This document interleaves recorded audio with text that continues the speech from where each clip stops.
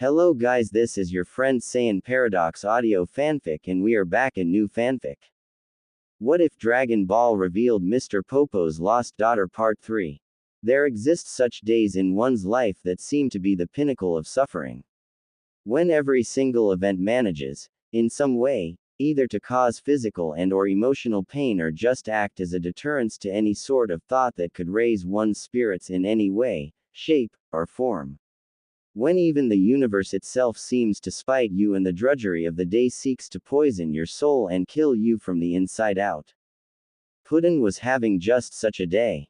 Bling. Oh my god, groaned Puddin, dragging both her hands down her face.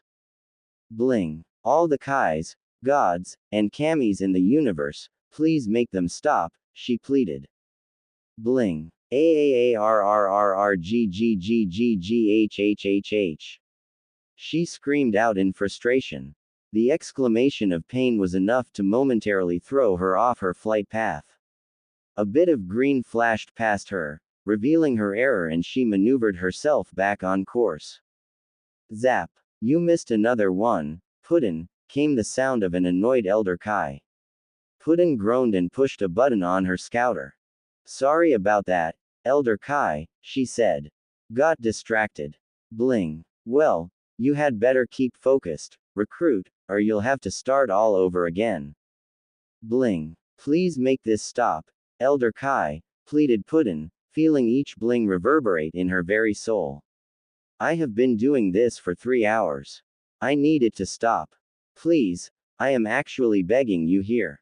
Bling. In this moment, Puddin couldn't think of a more mind-numbing experience she had had in all of her years of life.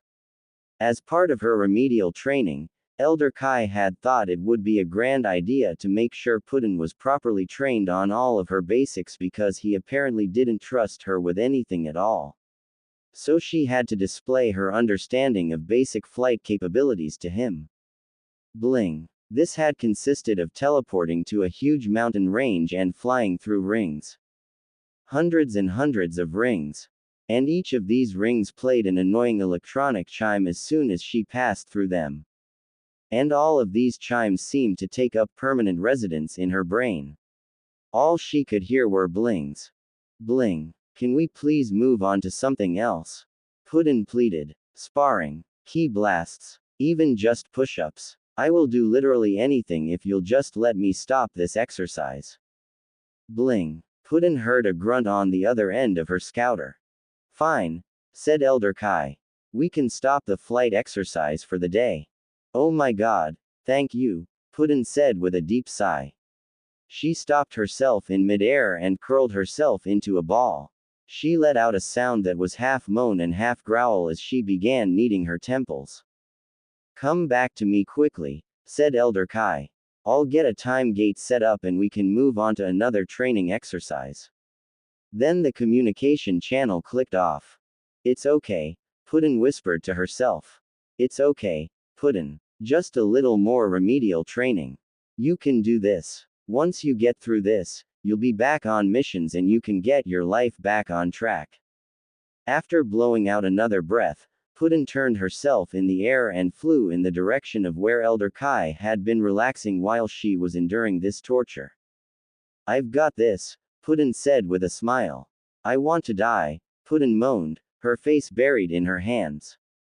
You haven't even started yet, snapped Elder Kai. Why is this part of training? She demanded, arms wildly gesticulating in the direction of two motionless figures before her. One was of the hero Son Goku while the other was of the wicked Goku Black. Both of them were standing on the grass and T-posing, of all things. What's going on? Why are they standing like that? These are Echo Fighters, said Elder Kai, clasping his hands together and giving Puddin an annoyed expression. We use them for advanced training and special team exercises. They can copy someone's personality in a specific time, but have an adjustable power level to make things more interesting. As for why they are here, they will be integral to your next exercise. As a time patroller, you will have to work alongside numerous individuals across history, both heroic and villainous. You may also have to work with individuals who have diverging goals. Your job for this session will be to defeat incoming enemies while at the same time convincing these two to fight alongside you instead of against each other. Puddin's mouth had dropped open halfway through the description. When Elder Kai stopped talking, there were a few moments of silence before Puddin shook herself out of her stupor. This is insane, she said.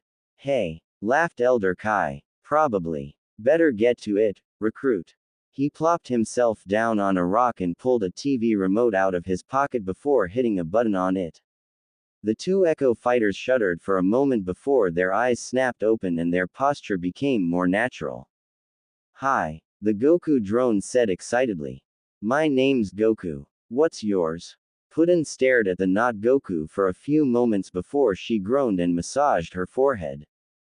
My name is Puddin, she said. Nice to meet you, I guess. She turned to Goku Black and gave him a nod. Sup Linkin Park. How's it going? Goku Black's face contorted in anger. You will kneel before me, mortal trash. He snarled. Sure, I'll get right on that, Puddin said flatly. Goku gasped and dramatically pointed a finger at Goku Black's face. It's evil me. And not the regular evil me. He gasped again. A brand new evil me. Shut up, simpleton, snapped Goku Black. I am a god. If you dare cross me, I shall annihilate you, just as I have done with countless planets. Well, that's actually not too impressive, said Goku, now scratching his cheek. I mean, we can all destroy planets pretty easily. Hard to believe we can fight on them so easily, actually. But here's something I gotta ask. He crossed his arms and looked curious. Have you ever beaten a freezer before? Grr, growled Goku Black. You may have beaten a planet, but I don't think you've beaten a freezer. I did. Oh, have you beaten a Cell or a Boo before? Those are really hard to fight. Heck, I've never beaten a Cell before. I had my son do that for me.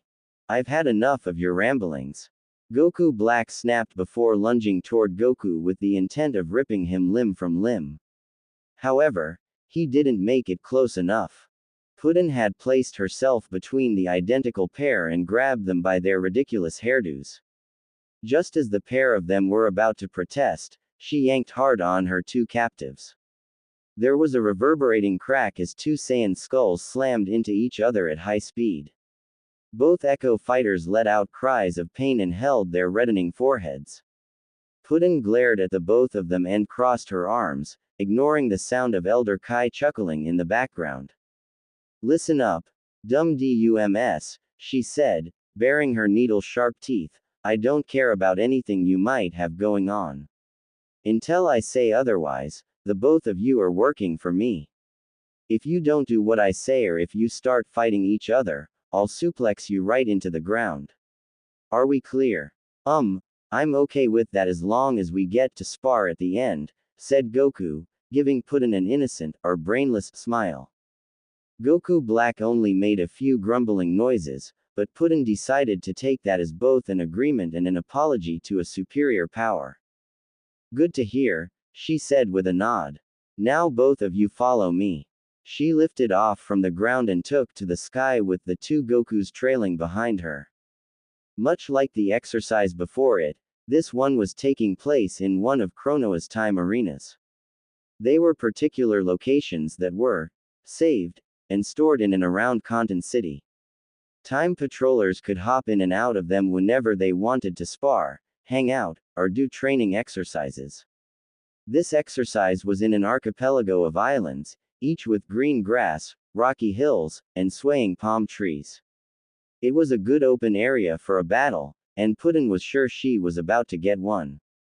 Your approach was about as subtle as a rhino in a tea shop, came Elder Kai's voice in Puddin's scouter, but it was effective for this early exercise. Future situations are just going to get harder, you know. Then I'll deal with them as they come, said Puddin. What's the mission? Well, in this next exercise you'll be, Elder Kai let out a long curious hum that was so theatrical it had to have been planned. It seems that there is an extra person here. Oh no, He seems to be hurt. Whatever shall we do? He said dramatically. Puddin rolled her eyes, imagining Elder Kai swooning to complete such a performance. You must aid him at once, recruit. Yes, Elder Kai, she droned, tapping a button on her scouter.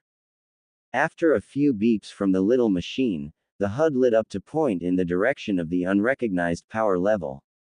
On one of the smaller islands below her, Puddin could make out a humanoid figure collapsed on the beach. With a sigh, she allowed gravity to begin reasserting its hold on her. It might get annoying to keep saving these weaklings when she could take care of any issues by herself, but it was still a part of her job. Plus, Elder Kai likely wouldn't allow her mission to progress until she healed this guy. When she had almost touched down on the sandy beach, she groaned as she finally got a good look at who she was reviving. It was Krillin, likely another Echo fighter. The short bald man was flat on his back and only giving occasional twitches to show he was still alive. Irritation flicked across her face before she gave an exaggerated gasp and put her hands on her cheeks. Oh no, she said flatly. Krillin's been killed. It could have been literally anyone. Cut the sass, recruit, said Elder Kai. He's a resident of this age and you need to assist him in the fight to come, not least of which involves making sure he doesn't die. Now get to it. Yes sir, mumbled Puddin. Should I use my emergency senzu? Of course not, snapped Elder Kai. You have to save that for a situation where you need it. Just, give him a zap from the rejuvenator. Yes sir, Puddin said again, reaching into her utility belt and pulling out a device about the size and shape of a dragon radar. Instead of a radar screen, however, it had a crystalline focusing lens. Puddin held the device out with the lens facing Krillin's crumpled form and pressed a button on the side. After a short charge-up whine, a beam of yellow energy shot out from the device to connect with Krillin, causing him to glow with energy. Suddenly, Krillin exploded into a blur of motion, going through the positions of fighting, being hit, and collapsing, but in reverse order. In a few moments, Krillin stood on the sand with his back to Puddin, slightly bruised but conscious. He groaned as he massaged his head and looked around blearily. This device had been created by Puddin's mother a few years before she went away. When time patrollers needed to give someone a quick heal and there were no available senzu beans, a blast from the rejuvenator would rewind the warrior's body to a point where they had more energy and fewer injuries. It wasn't as effective as a full heal, but it was normally good enough to get them back in the fight. Krillin rubbed at his eyes again before turning in Puddin's direction. He froze and blinked rapidly. Colors, he said quietly before his gaze seemed to sharpen a bit. Wow, if I knew there were angels as pretty as you, I think I would have died a lot sooner. Said Puddin, taking a step back. And now she had to deal with this. Hey Krillin, Goku said excitedly as he landed next to the short man. You doing okay? If you are, I'd be happy to kill you again, said Goku Black, who also landed near the Earthling.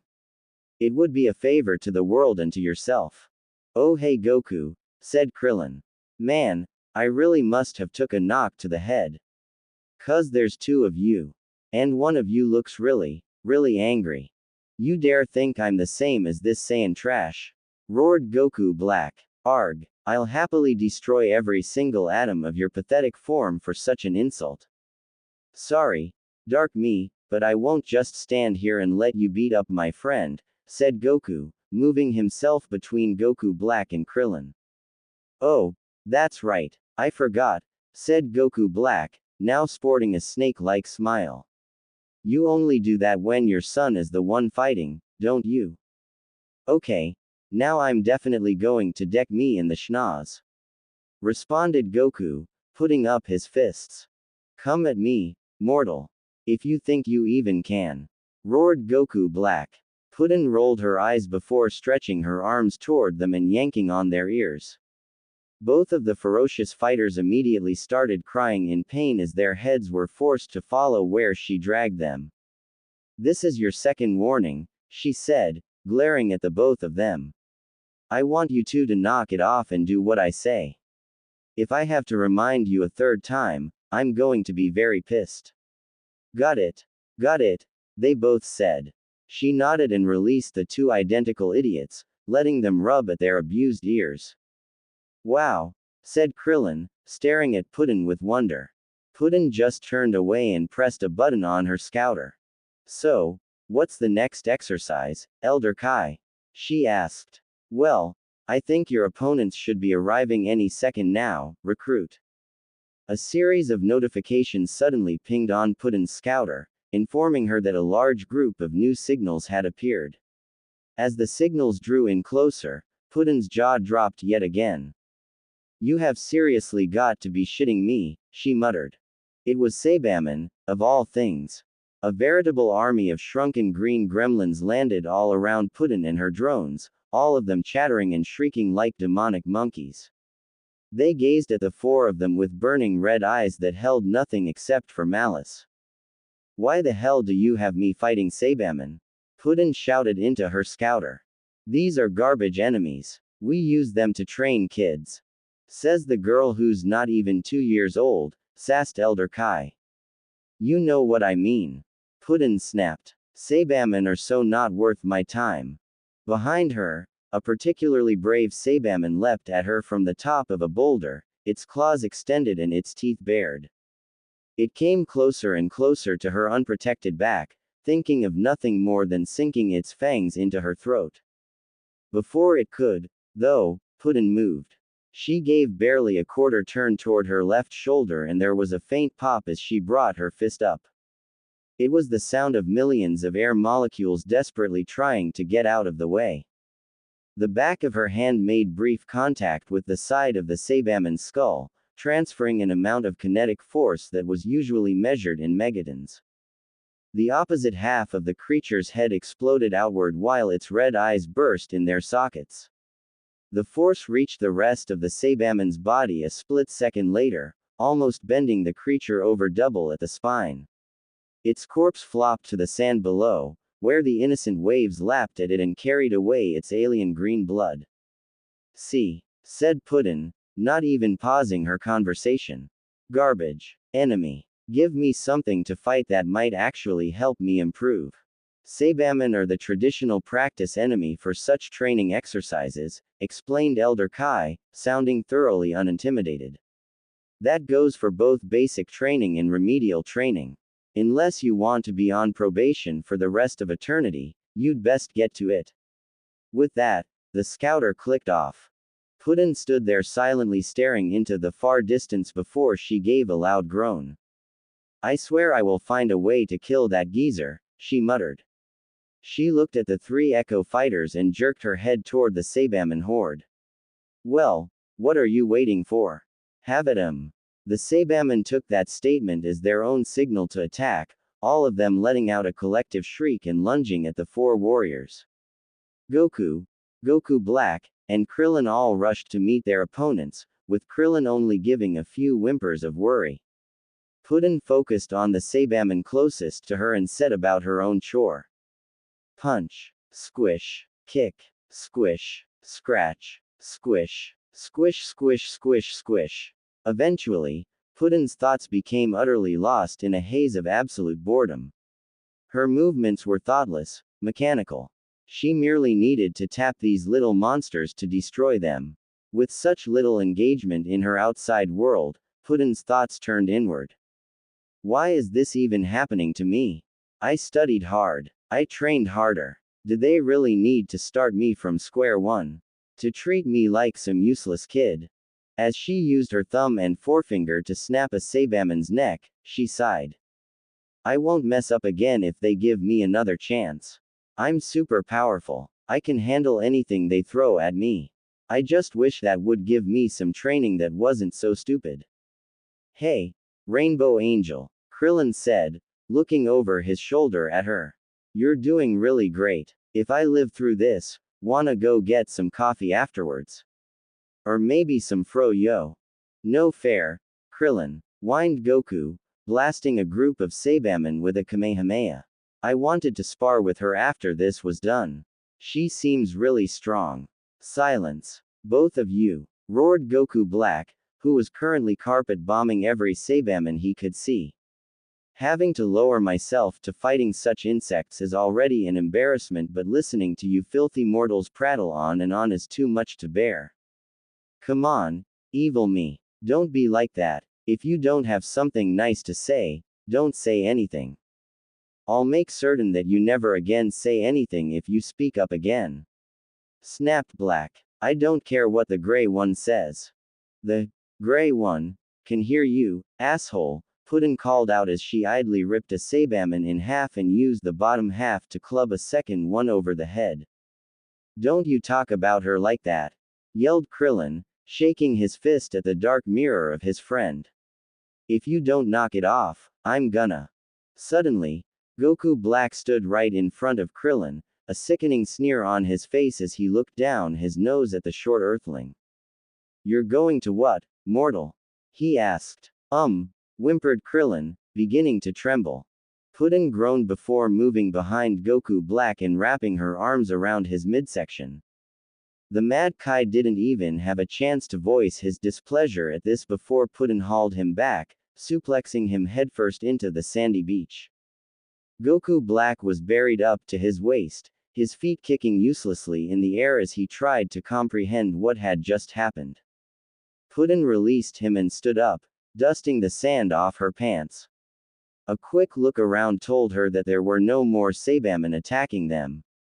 The horde of monsters had been reduced to bits and pieces, turning the sands and surrounding waters a sickly green. Goku and Krillin were both looking from her to the kicking legs of Goku Black. She shrugged at them before walking away from the planted Kai. I did warn him, she explained. Man, I wanna learn how to do that, Goku said with a smile. Oh god, she can suplex me anytime she likes, Krillin murmured. There was a trickle of blood running from his nose that Puddin was quite certain had nothing to do with the fight. Are we finally done? Puddin asked no one in particular, pressing a button on her scouter. After a moment, an update appeared on the eyepiece, making her groan.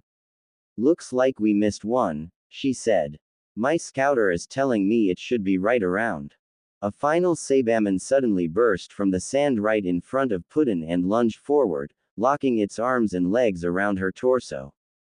It gave a chittering laugh as it dug its nails into Puddin's outfit before it closed its eyes. Kaboom! The Saibaman exploded with incredible force, fully engulfing Puddin in a fireball of destruction. Sand was blasted everywhere and both Krillin and Goku covered their eyes against the blinding light and flying debris. When the explosion ended, there was a flaming crater and billowing smoke left in the place where Puddin had been standing. Rainbow Angel. No! Screamed Krillin, reaching out desperately to where she had just been. Oh my gosh! She's been Yamcha'd! Goku cried out in surprise. Too soon, Goku. When the smoke cleared, however, their jaws dropped. Puddin stood exactly as she had been before, the only change being a few more smudges on her face and the disappearance of her scouter. She sighed in annoyance before idly noticing her arm was on fire. I hate this training, she snarled, slapping at the fire until it died out. It's a complete waste of my time. Even when these guys pull out their strongest attack, I can't feel a thing. Quote. Please be my wife, Krillin blurted out. Puddin glared at the small man. If keeping him alive wasn't part of her mission. All she said was, not happening. She really tried to keep the snarl out of her voice. Ah, moaned Krillin as he seemed to deflate on the spot. Puddin looked away and muttered under her breath, God, could this day get any more annoying? She reached for her belt to activate her backup communicator but stopped when she saw her belt was a burned and melted ruin. Any further complaints against the universe were interrupted when another explosion from behind her shook the beach. Goku Black, looking absolutely livid, was standing in a crater of molten sand that was rapidly cooling into glass. That is my absolute limit. He roared. I have had to put up with this indignity for far too long. Everyone is dying. Man, he seems real upset, said Goku. I bet you he got some sand in his pants. It's honestly the worst. Silence, you insect, continued Goku Black. You are all mere maggots whilst I am a god. You mortals disrespect the universe while the other Kais just let you run around like destructive children. It drives me to retch. Now we have to listen to this. Puddin said through gritted teeth. Man, I really should have hit him harder. And you think you're any better? Yelled Goku Black, focusing his angered gaze on her. All this time, you've done nothing but whinge about the unfairness of the universe. His voice suddenly took on a mocking high pitch. Oh, woe is me. I don't deserve this. These enemies are too weak to have my attention. I'm better than this. He gave her a dark scowl. I do have to wonder. If you are as capable and skilled as you claim, then why do your masters see fit to only let you have scraps? His scowl morphed into a smug smile. You talk a hefty game and love throwing your weight around, but it seems that you choke on anything bigger than table scraps. Such a pathetic little house cat. Puddin's pupils constricted to tiny slivers as she glared at Goku Black. And you, he continued, turning to Goku, I honestly can't believe that. He looked like he was about to go even longer, but Puddin decided to curtail his rant with a punch to the face. After that, the only noises he made then were whimpers and moans about his newly broken nose. The sound of his suffering did nothing but piss Puddin off even more. I have had it with today. Puddin yelled with frustration. First I'm subjected to hours of flying through rings and then I have to deal with this bullshit. Said Goku, lifting a finger. Shut up, Shutup, shouted Puddin. She snarled and pointed a deadly finger at the Saiyan. You're an idiot. She pointed at Goku Black. You're a bitch. She pointed at Krillin. And you're annoying. Grr. This entire exercise has been a waste of my time. Remedial training, my ass. Everyone's just trying to annoy me to death. All three of the Echo fighters looked surprised at such an outburst. Goku Black had even stopped whining about his nose. Said Krillin. Are you feeling okay? No, I'm not, roared Puddin, glaring at the small man. I have worked my whole life to be just like my dad. I am a badass time patroller. I am an unbeatable fighter. I was made to crush my enemies and see them driven before me. This is the kind of work I was born to do. So, why did I have to go and mess up my first mission like everything else in my life? Puddin stood there for a time, panting after such an outburst, before her gaze dropped to the sand beneath her. Like everything else in my life, she repeated in a whimper before tears began falling down her face. She sunk down to sit in the crater and pulled her knees up to her chin, sniffling through her tears. Why couldn't I just do the mission? She asked. Why do I ruin everything around me? She squeezed her eyes tight and pressed her face into her knees. I wish my dad was here. She sat there for half a minute as she cried, ignoring Goku's and Goku Black's uncomfortable fidgeting. Krillin looked like he was about to try giving her an ill-advised hug when he stopped and looked up. Hey, Rainbow Angel. Puddin looked up at him and wiped away her tears. What? She snapped harshly. Can't you see I'm having a moment here? We, got company, Krillin answered, pointing above them. A time gate was ominously hanging in the air, crackling with blue energy as it spun. A few moments later, 3 humanoid figures came through it and hovered in the air. Of course another ambush happens now, Puddin said grimly, standing up. She took a few calming breaths before getting into a fighting stance. Let's try and finish this quickly. With the 3 Echo fighters behind her, Puddin charged. It wasn't an ambush. Sitting in Chronoa's office was a very surreal experience, mostly because it could barely be considered an office. The terms, room-sized scrapyard, came to mind when one considered the workspace of the Supreme Kai of Time. Every surface, both flat and otherwise, was piled with various gizmos and knick-knacks from thousands of planets across thousands of time periods. Even the floor was absolute minefield of garbage, with only narrow paths carved through the debris so individuals could make their way to the chairs or the desk. Kronoa was known to have a bit of a hoarding problem, falling in love with some sort of historical device and taking it home with her to make use of or fix into working condition. Inevitably, however, she would grow bored with it after a few hours and toss it away to join the heap. This office wasn't even the worst of it. Kronoa had a literal scrapyard in the back of her house, piled high with broken down spaceships, submarines, and even a few alien Zambonis. Waiting around in such a chaotic environment was not doing well for Puddin's nerves. The girl was just barely kept her foot from tapping against the floor as she sat uncomfortably in her chair. She had been left to stew in Kronoa's office for the last 20 minutes after a few clipped words from the childlike god. Kronoa had said she needed to confer with Elder Kai before deciding what to do about what happened during the training session. Puddin's fingers were clenched hard, grabbing fistfuls of the fabric of her pants. This was it. They were for sure about to expel her completely. She had managed to mess up again while in the middle of remedial training. There wasn't any lower position that she could possibly go to. A lifetime of dreaming and training was about to go down the drain. What was she going to tell her dad? Oh my gods, Dad, she said to herself, feeling sick.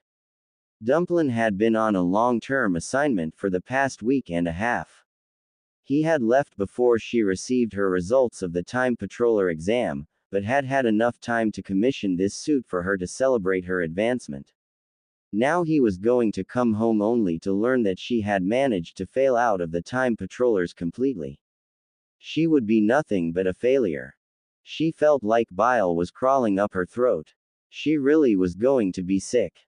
Before she could grab the nearest trash can-looking decoration, however, the door to the office opened. Puddin jumped in her seat and spun around. Kronoa and Elder Kai both walked inside with Elder Kai closing the door behind him. Puddin snapped to her feet, almost knocking over what looked like an alien milkshake maker, and bowed to them. She swallowed hard. She would make it through this conversation. She would not throw up, no matter how hard her body wanted to. Krona took a seat at her desk and motioned Puddin to sit down. Elder Kai clasped his arms behind his back and stood flanking Kronoa. The childlike Kai tapped her fingertips together in silence for a moment before fixing a neutral look on Puddin. I want to start this conversation with the simple statement you need to hear, Puddin. You are not being expelled from the Time Patrollers. Puddin was stunned. She had been so expecting to hear her dismissal that hearing the opposite actually made her heart skip a beat. Really? She stuttered. But I attacked those Time Patrollers. And I was already on probation. How? How?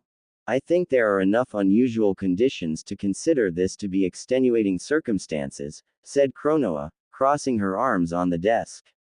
The 3 Time Patrollers did not properly fill out the request forms to use that time arena. You had no way of knowing they were not part of the training exercise and, having lost your means of communication, you had no way of getting any confirmation from the old man. Elder Kai glowered at Kronoa, but said nothing. Furthermore, Kronoa said with a smile, I can't help but be impressed that a new recruit such as yourself was able to handedly put 3 second-year Time Patrollers into the hospital. You have the makings of a truly great Time Patroller and I won't allow that to be squandered. Puddin let out a long breath and felt as if she could melt out of relief right then and there. She wasn't being failed out. She still had a chance to be a Time Patroller.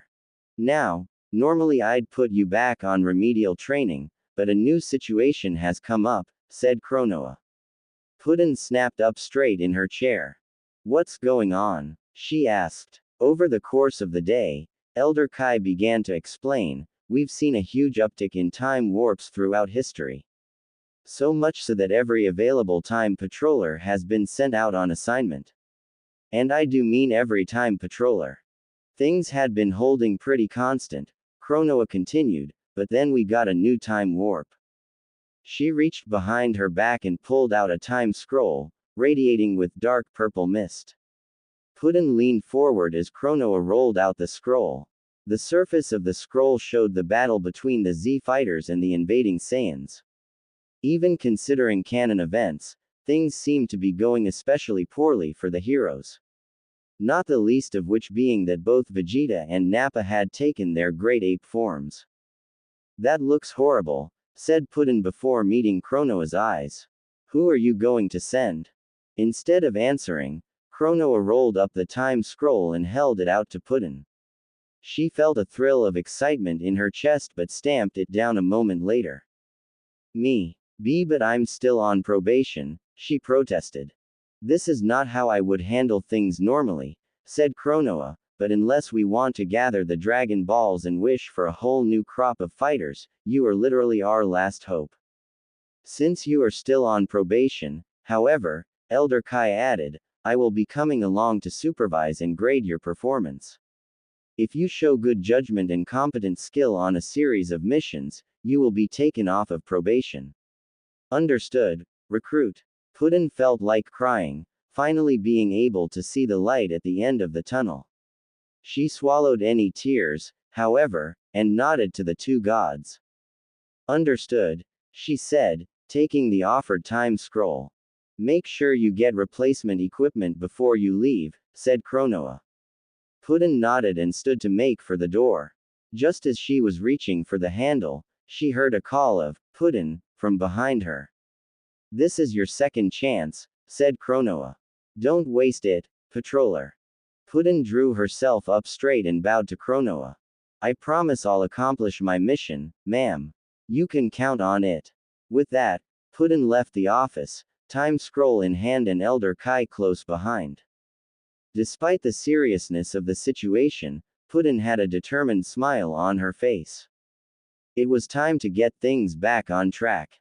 The air was tense at the battleground. The Z warriors held firm, keeping in their fighting stances as the two Saiyans before them stood completely at ease. The wind blew over the rocky wasteland they stood in, kicking up tiny dust storms as it went. Prince Vegeta smiled cruelly, his eyes glinting like obsidian daggers. Next to him, Nappa had a happy, somewhat oblivious grin on his face. His eyes were darting back and forth between the gathered warriors as if trying to decide which of them he wanted to play with first. The Z warriors trembled, feeling the sheer overwhelming power of the two alien conquerors before them. They were like wolves looming over an errant flock of sheep, ready to turn them into a violent, bloody meal. All that the defenders of Earth could do was stand their ground and try to hold out long enough for Goku to arrive. If that didn't work, there was little hope for them. And by extension, the entire world. Frieza's iced. This is taking forever. From behind a giant rock pillar over 100 yards away, Puddin looked from the posing warriors to the watch on her wrist. To make sure the timeline resolved itself to the most optimal outcome, she had to wait for a bit more time until she could intervene, but this was starting to get ridiculous. She knew how the battles of Universe 7 went. She had studied them to a great extent while she was at the academy. But that still hadn't quite prepared her for just how tedious this wait was becoming. You must learn some patience if you want to move forward with being a time patroller, recruit. Puddin sighed and glowered at the ground. She had put a great deal of mental effort into making herself forget that she had a chaperone for this mission, but all that effort had just come crumbling down at Elder Kai's words. Why do we need patience? She asked, looking back at the warriors. We're time travelers, Elder Kai. We don't need patience. Why not just go 3 minutes in the future to when they actually decide to do something? She looked back over her shoulder and opened her mouth to continue, but her next question died on her lips as she stared at her minder. What's the problem, recruit? Elder Kai asked. He stood a few feet away from her with his hands clasped behind his back. Puddin blinked a few times before she finally remembered how to speak. Wah! What's with the glasses, Elder Kai? These, said Elder Kai, lifting a hand to adjust the pair of mustache glasses he wore. I meet these guys a few years from now. I don't want to take any risks that they might recognize me further down the line. Being in the Time Patrol is about being careful, you see. But the timeline fixes itself if we do this right, said Puddin'. What's the point if no one will remember us anyway? And who are you going to believe? Elder Kai huffed, putting his hands on his hips and looking offended. Some boring old lesson or a god who has lived for millions of years? Well, Puddin' said, scratching her head. Considering you spent the last 75 million years stuck in a sword, I wouldn't exactly call you an authority on stuff like this, old man. You take that back. Elder Kai snapped. I'm a highly respected Kai of this universe. I don't have to put up with such insults from a child. Puddin' would have been more than happy to continue this conversation with Elder Kai, but her thoughts were interrupted by a huge explosion. Puddin' blinked in surprise and peeked around the rock again. The Z warriors were mostly still where they had been before, but now Yamcha was curled up dead in a crater. Naya, that's my cue, she said excitedly. She jumped out from behind cover just as Nappa made his move, lunging forward ready to bring down a lethal blow on Krillin. Puddin' pushed off the ground so hard that the stone cracked underneath her. She flew through the air, blurring past the other Z warriors before shoving Krillin out of the way of the killing blow. Nappa stared at the shattered rock beneath his hands, confused as to where his victim had gone, before his eyes traveled up toward Puddin'. She grinned at him with her sharp teeth. Welcome to Earth, she said happily before she punched Nappa in the nose. Gah! He cried out, stumbling back and holding his face. What hit me? Vegeta blinked in dumbfounded silence for a moment. Oh God, a highlighter threw up on some crayons, the prince said. Puddin' gave him a deadpan look. I don't need fashion tips from Mr. Shoulder Pads, thank you, she responded. No matter how spiky you make them, they won't make you look any taller. How dare you insult my Royal Super Deluxe Saiyan Battle Space Armor? Vegeta roared. I'll take your head for this. Nappa, kill her. The bald Saiyan stood back up straight and readied himself for a fight. He gave Puddin' a particularly angry glare as he powered up. You just ruined my latest nose job. I'll never forgive you for that, Rainbow Cat Lady. Bring it on. Puddin' snapped, getting ready for a fight. Does anyone have the slightest idea what's happening? Tien suddenly yelled. No, seriously guys. What the actual is going on? Puddin' turned over her shoulder to look at the man curiously. We're about to start a fight. Duh, said Nappa. I really don't think we have time for this, idiot, growled Piccolo. But where did she come from? Why is she gray and goopy? What color-blind maniac designed that costume? These are questions that I demand answers to. Puddin' stood up straight and tapped her chin contemplatively. Well, in order. I came from some demon magic, a cat, and my daddy's severed hand. I look like my daddy. And my daddy designed it with his personal color scheme. Tien blinked at her for a few moments. Your dad sounds weird. And you have 3 eyes, responded Puddin'. What's your point? Sneak attack, roared Nappa, leaping at her from behind. His fist came around in a wild haymaker with enough force to knock a person's head clean off their shoulders. Puddin' just ducked under the Saiyan's attack, the wind from it only slightly jostling her gooey ponytail. The wasteland suddenly became very, very quiet. My bad. I didn't know we were starting, said Puddin', glancing back at Nappa. Sorry if you were feeling impatient. Wow, you're fast, said Nappa, now looking at her with an excited smile. Let's see if you're faster than me. Puddin' smirked. That's what she said. Nappa blinked curiously at her. Wait, that's what who said? Who is she? Vegeta. Is someone talking about me behind my back?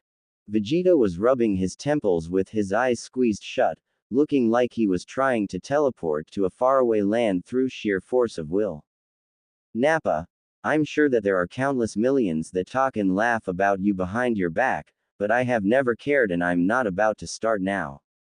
Just Just get back to killing these idiots so we can find something better to do. Okay, Vegeta, Nappa said happily. I feel like squishing the baby first. In a sudden blur of motion, Nappa had sped past the Z warriors and raised his foot to stomp directly on Gohan. The only thing the little boy could do was stare open-mouthed at the hulking Saiyan looming over him. Yoink. When Nappa's foot crashed onto the ground, Gohan was gone. Wait, what? Krillin and Nappa said at the same time. Don't worry, kid, I gotcha. Puddin was standing a few yards away, holding Gohan in her arms. She smiled down at the very surprised young boy before nuzzling his cheek. Oh, you are even more adorable than I read you were. No, get off, whined the boy, trying to push her away. Stranger danger. Welp, that didn't work, Nappa said glumly before he gave a comical shrug. Oh well, I'll move on to the Pokemon. Wait, what? Shouted Xiaosu before Nappa turned to him. Mega kick, yelled Nappa, punting the doll-like fighter so hard he went flying over one of the spires of rock. Nappa grinned as he watched. It's super effective. Xiaosu. No, shouted Tien, who flew after his injured friend. What's the big idea? Piccolo demanded, whirling around to look at Puddin. Why didn't you protect him like you did Gohan?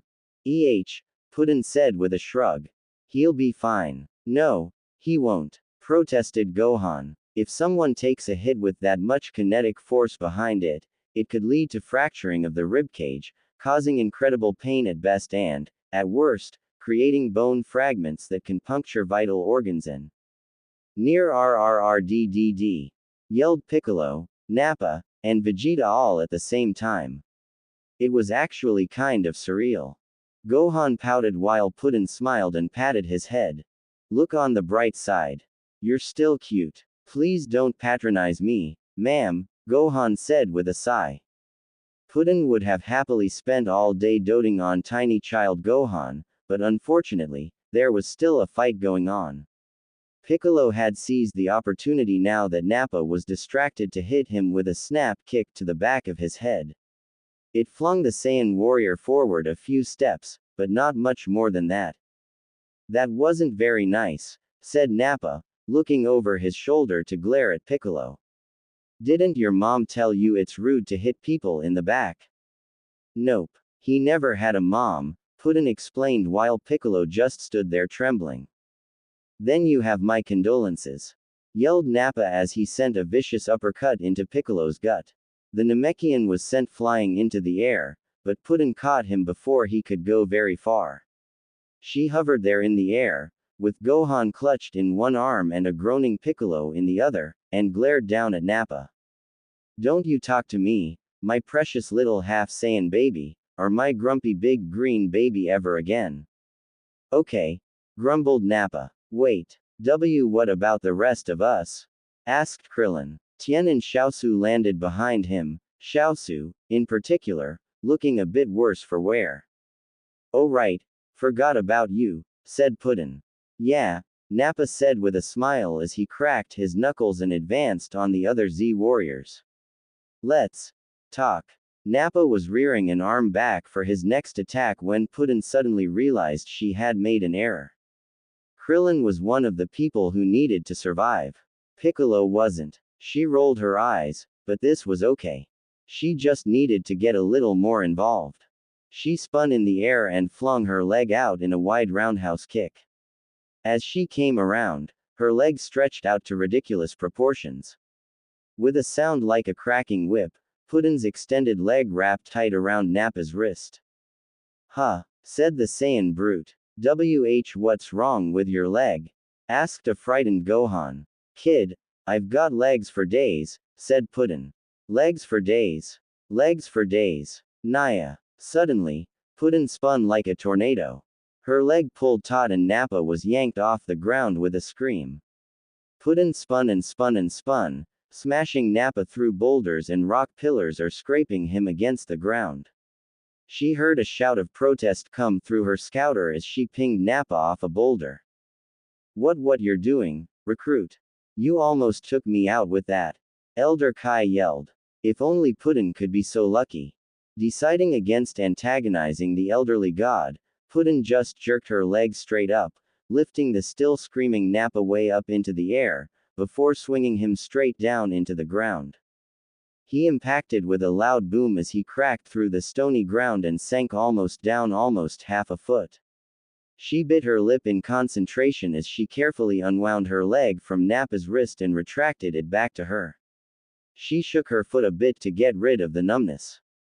"Whoa," said Gohan. "Yeah, I'm pretty awesome," Puddin said, giving the boy a smile and a wink. Piccolo suddenly groaned and seemed to finally come back to consciousness. "What the hell?" "Don't worry, Piccolo," Puddin said as she dropped to the ground. "I've got this." On the other side of the battlefield, Vegeta was beginning to look impatient. "Nappa, get up." Nappa braced his hands on the stone and tried to push himself up. His head held fast in the stone for a second before it came free with a pop. "Hey Vegeta, that girl. What about her? She has legs for days." "God damn it, Nappa. If you don't kill those idiots in the next 5 seconds, I'm going to start sawing off your legs." After Nappa shook the dust off his head and dug a loose pebble out of his ear, he smiled at the fighters and got ready to attack again. The Z warriors shuddered in the face of this incredible foe, but they prepared themselves nonetheless to battle him. As Puddin sank into a new fighting stance, ready to do anything it took to protect the necessary Z warriors, a ping sounded from her scouter. Raising a curious eyebrow, she tapped the button on the side of the headset. "What's up?" she asked. "Puddin, it's Chronoa. We've got a problem." "What kind of problem?" "Goku has just arrived back on Earth, but there's a huge power signature standing in his way. You need to head toward him immediately and find out what's going on." "On it," Puddin said with a nod. "You hear that, old man? Stop calling me old." Elder Kai snapped over the comms. "And yes, I heard it. I'm not deaf." "Not yet, anyway," said Chronoa. Puddin turned off the comms before the two of them could really get into it. As she did so, the other Z warriors were getting ready for the next onslaught from Nappa. He's a monster," panted Piccolo. "We can barely keep up with him," gasped Tien. "And he's not even trying." "Don't worry, guys," said Krillin, trying to sound confident. "Things may look bad, but we've got the Rainbow Angel on our side. There's no way we'll lose as long as we stay." "Hey, guys, I'm really sorry about this," said Puddin, giving the Z warriors a quick wave. "Something just came up and I really need to run. I'll be back as soon as I can." She smiled and gave them a thumbs up. "You got this, Naya." With that, she flew off with a flash of pink mana energy. The wasteland was silent for a long moment. "Aw man," whimpered Krillin. Sandy wasteland gave way to grassy plains as Puddin chased the power signatures on her scouter. The wind whipped at her ponytail as she flew as fast as she could, eager to complete her mission. Finally, after almost a minute of flying, she could see signs of fighting on the horizon. Bursts of kinetic force from super speed and super strength, mixed in with the odd light of an energy blast. She poured on her speed as she zoomed toward the conflict. When the fighters came within sight, Puddin had to admit she was stunned. For a second, she could swear there were two Gokus, but that couldn't be possible. Neither of the power signatures was nearly big enough to suggest that one of them was a god, so that ruled out Goku Black. While one of them was dressed up in Goku's regular GI, the other was wearing space armor. "Who?" Puddin said in confusion. She squeezed her eyes shut and tapped on her forehead. "Wait. I know this. I know this. He's, Turles." Chronoa yelled over the comm line. "Turles. That was it." Puddin snapped her fingers. "It was right on the tip of my tongue. Thanks, Chronoa." What is he doing here?" stuttered Elder Kai. "He's from the non-canon timelines. He can't be here." "Well, I guess we all need glasses then," Puddin muttered and rolled her eyes, "because there he is, right there." Goku and Turles darted through the air, slamming into each other over and over again to try and knock the other out of the sky. Goku seemed intent on getting around Turles while Turles just kept blocking his way. "Come on," yelled Goku. "Any other day I'd love to spar with you, but I need to get through. I have to save my friends. And my enemy. And also my son." "Ha," scoffed Turles. "Any sparring between us would end with you in pieces, seeing as the gap between us only ever increases." "Hey," Goku said, offended. Puddin blinked. "Wait, is he?" "But no," Turles said with a shake of his head, "it is not you that I have come here to test." Then, Puddin saw Turles look over his shoulder and lock eyes with her. He grinned. But this pea, finally descending from her nest. "Oh my god, he is." Said Puddin, totally confused. "Why are you doing that?" Turles sneered. "Ah, you ask why I have taken to speaking in rhyme. Well, that's quite simple. You took too much time. Well, excuse me if I haven't figured out instant transmission yet," Puddin said, putting her hands up so she was ready to fight. Her face turned serious. "Why are you here, Turles?" "And of course, it's straight to business, straight to your goal," he said with a sigh. "That's the most annoying thing about you, Time Patrol. That's what you miss out on, your order of dogs. You don't understand the value of proper dialogues." Puddin stared at Turles, trying to figure out if she had somehow imagined the words that had just come out of his mouth. She sucked in a breath before blasting forward in a punch that Turles easily blocked. "Sorry, what?" she asked, trying to keep her voice as casual as she could. "I don't know what you mean by that.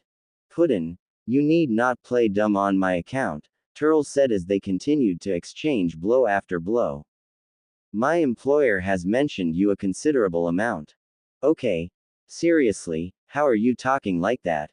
Puddin demanded as the Saiyan leaned back to avoid one of her kicks. "Did you figure all this out beforehand or are you just making it up as you go?" "Though it pains me to ever give a patroller an oath," Turles said with a shrug and a smarmy look on his face. "I will honestly swear that it is a little of both." Puddin blinked as she blocked a kick. "But, how do you know who I am?" Puddin asked. Turles backed away and crossed his arms. "I watched you the moment your Time Patroller career began. When you killed off this idiot," he jerked his thumb in Goku's direction, "I became a real fan." His grin somehow seemed to grow even wider. "Your mission endangered you so you did what you must. So you took action and made him bite the dust. I laughed so hard I thought I could choke. But the thought of us being foes," now he dramatically clutched at his chest. "My heart nearly broke." "Okay. This is getting creepy," said Puddin. She snapped her hand up and gathered mana in her palm before releasing it in a bright blue blast. The huge energy ball streaked through the air, swallowing Turles and streaking off into the sky. As the blast flew off and disappeared from sight, Puddin allowed herself to sigh in relief. Finally. Miss," Goku interrupted. "What?" she groaned. "I'm still sensing him." "What?" Puddin tapped her scouter, trying to narrow down the location of Turles' power level. "Puddin." Chronoa yelled from Puddin's communicator. "Turles is behind you," Turles purred. Puddin hissed and spun, swinging her fist around in a wild backfist. Turles blocked her attack and responded with an uppercut. His fist connected with Puddin's side, making her let out a surprised cough. Anger flowed in to replace the wasted air so she bared her teeth and kicked him. Turles managed to block that attack as well, but he was sent flying back several feet from the force. He looked at Puddin appreciatively as he shook out the arm that had blocked her kick. "Your bosses called you a loose cannon, of that I am sure," he continued, that infuriating smile still on his face. "They want you to be pathetic, weak, and demure. They said you were reckless, that you need to be fixed. They're only worried that they will someday be eclipsed. That's how they control you. Come on, can't you see? Why be like them?" Now he extended a hand out toward her. "When you can come with me." Puddin's jaw dropped as she stared at the evil Saiyan. It was ludicrous. She had to be hearing things. There was no way that this had suddenly become her life. You're absolutely perfect. No fixing required, Turles purred. Anyone who says otherwise is a complete liar. Elder Kai yelled in Puddin's ear, making her wince from the feedback. Don't you listen to a single word he says, Puddin. He's completely evil. Wow, said Goku, who was now sitting cross-legged on the Nimbus cloud. This is pretty intense. Reminds me of this Christmas movie that we. Don't you dare talk to me about Christmas. Puddin and Turles roared at the same time. Goku was so surprised that he almost fell off the cloud. A moment of silence passed before Puddin turned back to stare at Turles, confused. That confusion was mirrored in his own expression before he smiled at her again. But this was a different smile. There was a much lower amount of malice in it this time. As far as Puddin could tell, this was an entirely genuine smile coming from an entirely evil person. Ah, he said, I should have seen it right from the start. Truly, you are a woman after my own heart. Puddin swallowed as a shudder of revulsion trailed up her spine. Ew, she said, giving him a withering glare. So ew. I have a very strict policy on not people that look like this idiot. Now she was the one jerking a thumb in Goku's direction. Hey, Goku said, offended. I'm not an. Yes, you are. Shut the up. Puddin snapped. Fortunately, he shut the up. Well, perhaps an offer you might someday consider, said Turles. Maybe one day, we could meet again and have an honest conversation. Puddin's eyebrows quirked before she gave him a cat smirk. What was that? She asked. Did you finally run out of steam? Maybe making rhymes ended up being too lean. Mean. Not a dream. See. Not so easy, is it? To make up a rhyme. Turles looked to the side before refocusing on Puddin. But as it stands, we're about to be interrupted, so I don't have the time. I guess we'll be seeing each other in a year or two. Until then, fair Puddin, I bid you adieu. Then the stupid Goku copycat actually bowed to her before suddenly blasting off away from them. Puddin blinked. Did I win? Then, there was a sudden explosion of air as an object moving at several times the speed of sound suddenly came to a dead stop. Puddin covered her eyes against the wind pressure but snuck a peek when the wind had died down. Her face broke into an immense smile as she saw the source of the blast. Dad, she yelled, zooming forward to scoop Dumplin' up in a hug. Sweetheart, he yelled, returning the hug with equal force. I missed you. I missed you too, so much. How are you? What are you doing here? How was your mission? Did you bring me any presents? Naya, I'm so glad you're here. Dumplin' gave her a strong pat on her back and the two of them let go, smiling at each other like a pair of loons. As happy as I am to see you, sweetie, Dumplin' said, I'm technically still on the job. He patted her shoulder before letting go. I'll see you back at home real soon. We'll catch up then. Love you. And with that, he blasted off in the direction Turles had fled. I love you too, Puddin yelled after him. While she was sad to see him go, it was still great that she had had the chance to see him after such a long mission. As she looked after him, she found something troubling her. Did I forget something? She asked. Did I leave the oven on? Miss. Oh right. Goku was here. She turned to face the only good Saiyan. What is it? She asked. Any chance you could help me save my friends? Oh right. Puddin said, snapping her fingers. That's what I was forgetting. You're right. Let's go. And with that, the two of them blasted off toward where Puddin had come from. Despite that strange interruption, she still had a mission. And it was one Puddin was determined to accomplish. The situation looked rather bad for the defenders of Earth. The wasteland battleground had been reduced to a field of blood and broken stone. Rock pillars had collapsed and deep trenches had been gouged out of the ground. More than half of the defenders had been killed, the latest of whom had been that Namekian who had thrown in with the Earthlings. All that was left were the child and the tiny bald one. All in all, Vegeta figured that it had been a rather disappointing day. None of these fighters could even hold a space candle to Nappa, let alone him. The big oaf was looking back and forth between the last two survivors, looking like he was debating which of their heads to pop off first. Nappa. Vegeta snapped at his underling. Get your head on straight and stop playing with your food. This planet isn't going to destroy itself. Actually, I think they might be well on their way toward that, Vegeta, Nappa said. I mean, look at this place. Pollution in the ocean, greenhouse gases out of control, and they're even burning their forests to cinders. He shrugged. I mean, if we left and came back in 100 years or so, this place would probably be dead anyway. You know, maybe we could. Shut the hell up and kill them, you idiot. Vegeta roared. Sure thing, Vegeta, Nappa called. He turned back to the bruised and beaten child. Sorry. This has been a lot of fun, but we gotta wrap this up.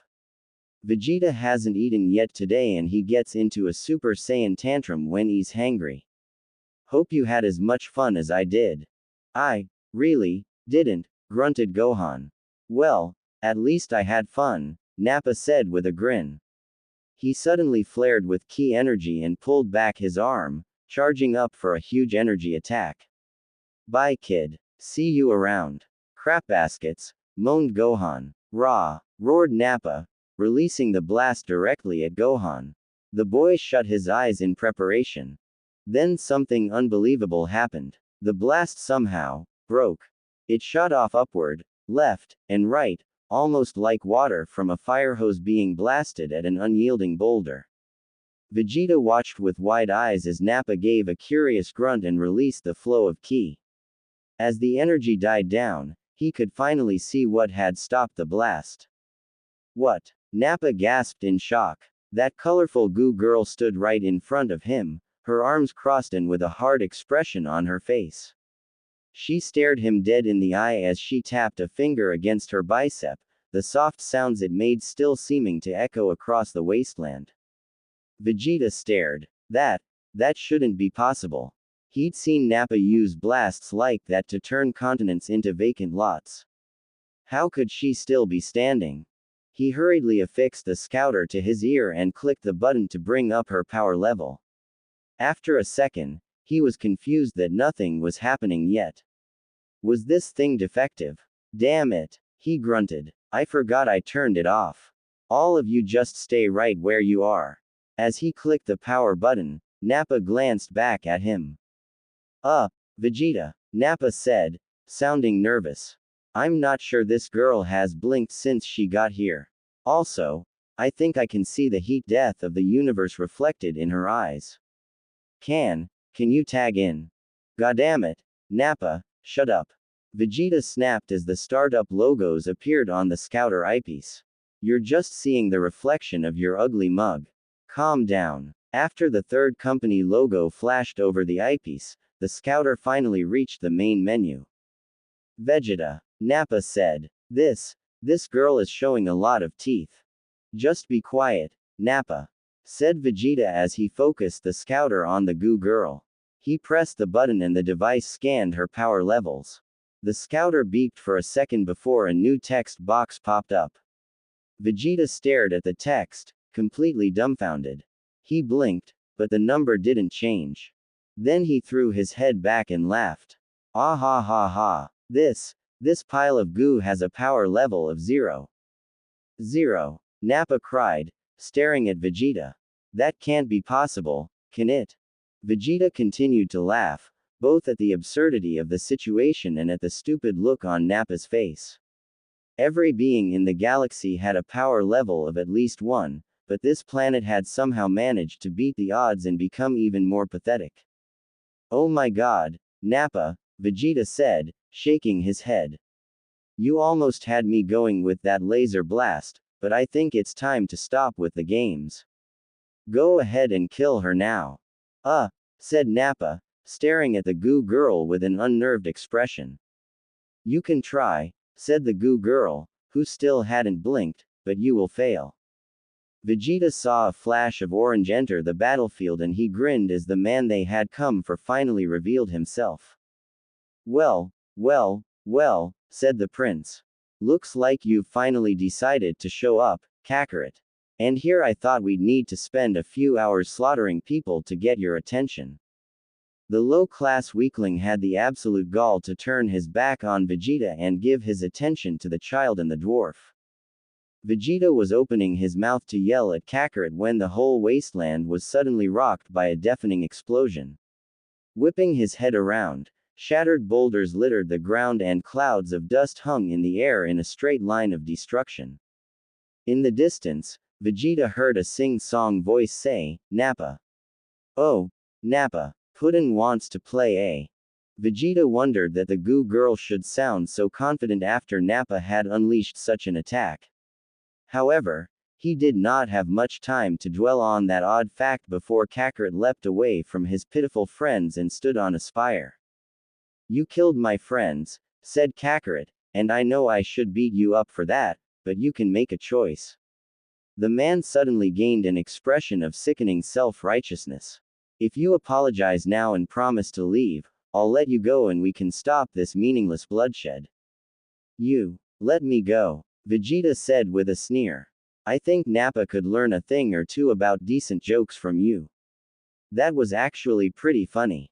He rolled his eyes. You, some low-level trash, beating a Saiyan elite. That goes against the laws of the universe itself.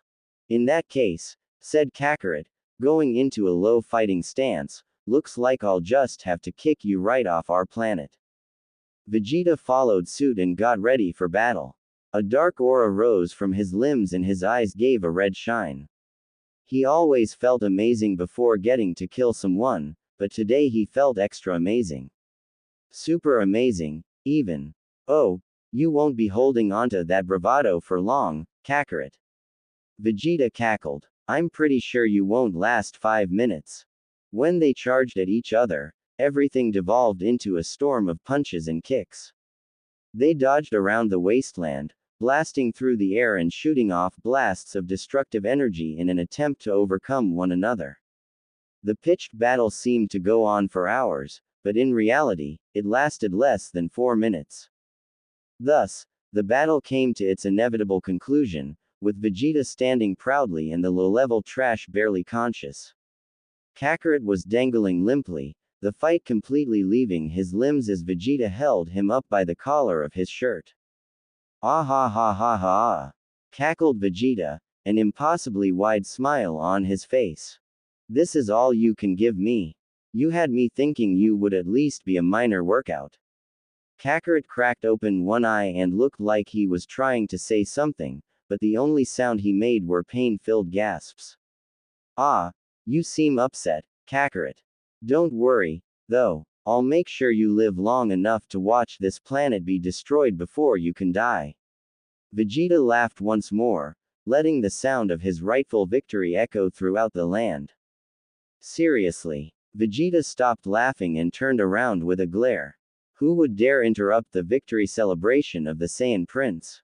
The multicolored goo girl stood on one of the only rock pillars that still survived. She had her arms crossed and she looked annoyed, tapping her foot in a disappointed rhythm. You really couldn't have lasted for another 30 seconds, Goku. She demanded, her voice dripping with disgust. Wow. I mean, I knew that you had some mess-ups across history, but wow. Vegeta blinked in confusion. What the? He muttered before becoming angry. Hey, where in the hell did Nappa go? I told him to kill you. Nappa is gone, she said with a shrug. Then her eyes took on a threatening glint. And, seeing as Earth's greatest defender was about as useless as the G in lasagna, looks like I'll have to take care of you too. A moment later, she blinked and sighed before lifting a hand to her scouter. I know, I'm not going to kill him. I'll be extra careful this time. Vegeta cackled as he callously tossed Kakarot aside and opened his arms in a welcoming gesture. You kill me. I've defeated Kakarot, your planet's strongest champion. What could a pathetic weakling like you possibly do? You won't even last. 5 minutes later, his body hurt, his bones hurt, his organs hurt, but even more than that, his pride hurt. Vegeta stretched his arm a few inches forward, his fingers scrambling against broken rocks and scattered dust. It was a weak handhold, but he managed to pull himself forward just a bit. The shattered remains of his armor scrapped across the ground, making his countless wounds flare up in pain and leaving a trail of blood behind him. No, he whimpered, tears falling from his eyes to mix with the blood dripping from his head wounds. One of his eyes was swelling shut and his vision was getting blurry. No, help, please, Nappa. I already told you. Nappa is gone, Vegeta. That voice. Just a simple sentence was enough to send a shudder of primal terror shooting up Vegeta's spine. The prince was not accustomed to experiencing fear. He had spent a great deal of time creating fear in other beings, but being afraid himself was an unusual situation. Vegeta would likely be embarrassed if he didn't feel like he was about to soil himself. Then he heard the crunch of her boots against the rocks. His breathing grew faster. She was coming. He could feel the icy black hand of death seize his heart in its merciless clutches. She was coming to kill him. Vegeta squeezed his eyes shut and wept, his teeth gritting so hard together they felt like they might crack. Something eclipsed the sun above him, blocking his agony from the gaze of the unfeeling universe. He whimpered pitifully as he prayed to any deity that may exist that his torment would at least be over quickly. At the barest edge of his senses, he felt fingers wrap around his tail. For a moment, his usual arrogance bled into his mind. So she thought that she could weaken him by squeezing his tail. Like he was some ordinary low-class trash. Was she hoping to make him beg for his life while she... But then the hand pulled up, yanking his tail right off. The flare of pain was almost lost in the inferno of agony that his body was currently experiencing, but the tail's departure was the death blow to Vegeta's Saiyan pride. Truly, this she-devil had at last taken everything from him. Vegeta cracked open one of his eyes to see the hot pink shoes right in front of him. He could still see his blood staining the fabric.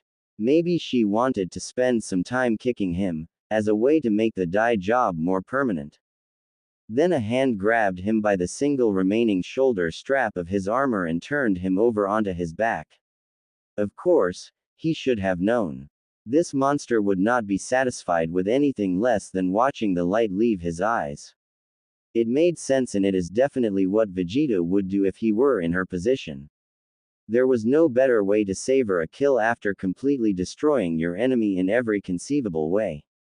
He could barely make out her features through the murky tears in his eyes. She stared down at him with those demonic blue eyes, and her cat-like mouth smirked down at him, giving him just the faintest look at a razor-sharp tooth. She crouched down to loom over him, leaning back on her heels and resting her elbows on her knees.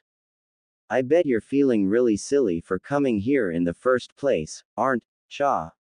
She asked. Probably should have stuck at being a squad of 3 Saiyans against the galaxy. Now there's only you. She leaned her head against her fist and her smile widened mockingly. The oh-so-powerful prince must be oh-so embarrassed. Why? He choked out through his tears, why won't you just kill me? The monster rolled her eyes and reached inside his broken armor.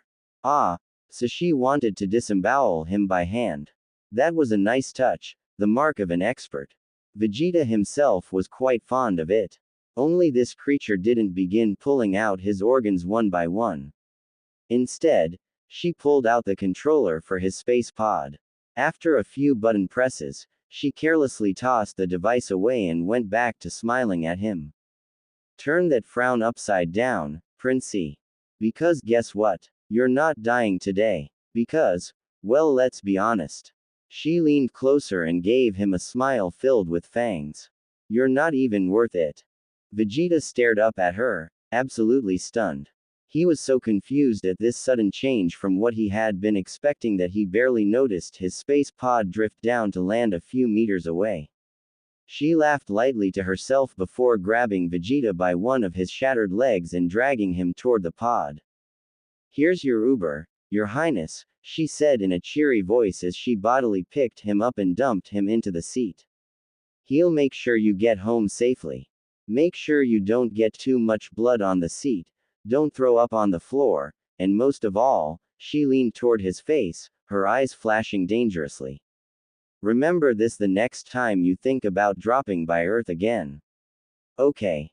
Vegeta couldn't speak. He felt like he had an entire space apple stuck in his throat. All he could manage was a little nod. All right. Have a safe trip. She pressed the button marked Tactical Withdrawal, and stepped back, giving Vegeta a cheeky wave as the door closed. Moments later, the pod flew away. Vegeta sat there in silence and darkness, his mind still spinning with what had just happened. He had come to this planet expecting a quick battle against pathetic weaklings followed by achieving immortality and then an eternity of combat. But nothing had happened according to plan. He had expected death. He had tasted death. But now he flew through space, leaving this planet behind with his life. Because she let me go. Because I wasn't even worth killing. Vegeta's pride could not take this final blow. It seized up and left his body in a stream of angry tears. Puddin returned to the time nest with her head held high, trying to seem like she was brimming with achievement and confidence. However, it was a mask. Inside, her emotions were roiling as her stomach twisted itself into knots. She felt like things had gone well enough, but what if they hadn't? What if she did something wrong in her mission? Had she gone overboard on Vegeta? Puddin tried to swallow down her apprehensions as she took in the state of the time nest. Kronoa was standing at the large table in the center, watching as the projected display changed from the tunnels of the time gate to Puddin's view of the room. Toki Toki, Kronoa's pet bird, sat on his perch preening his feathers. The shine from another time gate died down from beside her and Elder Kai stepped into the room, still wearing those ridiculous mustache glasses. His old, gnarled hands were clasped behind his back as he moved to the center table to stand beside Kronoa, leaving Puddin to stand uncomfortably at attention. When Kronoa turned to face Puddin with a smile, she allowed herself to relax just a bit. Well done, Puddin, Kronoa said with a nod of approval. Not only did you complete your mission to ensure time stayed on the correct course, but you also dealt with unusual interference from outside forces. As far as I'm concerned, I'd consider that a mission thoroughly accomplished. Puddin's heart skipped a beat at that statement. She felt like she could cry. She felt like she could just melt into a puddle right then and there out of sheer relief. Oh, my Kami, Puddin said with a great big exhale. Supreme Kai Kronoa, I'm so glad you think I did a good job. Your technique could still use a little improvement, grumbled Elder Kai. And I think you went a little too hard on the emotional damage right there at the end. Oh, loosen up, old man, Kronoa said, putting her hands on her hips and rolling her eyes. Puddin did great. That's all that matters. Damn right, she did. Yelled a voice that loudly echoed around the time nest. The three of them started before looking up the huge staircase leading to the entrance. Two figures stood at the top. On the left stood Trunks, dressed as always in his drab trenchcoat with the fuzzy collar. And next to him was Daddy. Puddin cried out, leaping into the air. Dumplin smiled and opened his arms for her to fly up and hug him. Sweetheart, he said happily as he spun her around. Oh, Daddy missed you so much. I missed you too, she said, nuzzling into his shoulder. You were gone for such a long time. Well, I'm back now and I think this calls for a celebration. Cookies for dinner and pizza for dessert. Naya, Puddin said excitedly. Sounds awesome. Puddin had a blinding smile on her face as she pulled away from him. He was smiling up at her just as much. Dumplin, a word, please. The reunited father and daughter broke apart and looked toward the center of the room. Trunks had already reached the pair of gods and Chronoa was looking up at Dumplin with her arms crossed. I'd like to have an update on your mission, she said, sounding impatient. Sure thing, Dumplin said as he and Puddin both descended the stairs. In an instant, his expression had become troubled, almost apprehensive. As they reached the landing, Puddin found herself wondering what could make her father react like that. Wadea wanna know. For starters, she said, what happened with Turles? Little bastard got away, Dumplin muttered, crossing his arms and pouting. He ducked through a time gate and I wasn't close enough to catch him. No idea where or when he went. HRRMM, said Elder Kai. That is most concerning. Not only is someone from a non-canon timeline interfering with historical events, but they seem to be able to freely move through time just as well as we can. Any idea what he was doing there? Anyone? Other than hitting on me and doing verses? Grumbled Puddin. She was still angry over that. Even beating up Vegeta hadn't taken that edge off. It seems like he was draining energy from the time warp caused by the Saiyan's arrival, answered Trunks, stroking his chin in thought. But to what end? That is what I was considering, Elder Kai said with a nod. With people like Turles showing up in the wrong time and place, who could be behind this all, I wonder. Dumplin gave a mighty groan of annoyance. Oh, I don't know, he said with feigned sincerity, maybe the same people who were behind this scheme the last time. Puddin somehow managed to choke on thin air. She coughed and was gagging before Dumplin stretched a hand up to thump her on the back. What? She said once she could breathe again. You really think it's her? Dumplin nodded with a grunt. It's got her mo all over it, sweetie. I'm certain of that. Puddin swallowed, feeling her heart travel down into her stomach. Whom do you speak of? Asked Elder Kai, scratching his chin in curiosity. HMPH, Dumplin scoffed and rolled his eyes. So, this is what passes for non-thonic divinity these days. Elder Kai looked like he was about to reprimand Dumplin, but the conversation continued before he had the chance. The ones who brought us closest to disaster in the past, Chronoa said, staring hard at the floor before lifting her eyes to the rest of them. The demon scientist Tawa and her abominable creation Mira. Puddin saw Dumplin's hand curl into a fist. My ex-wife, he growled. That bitch.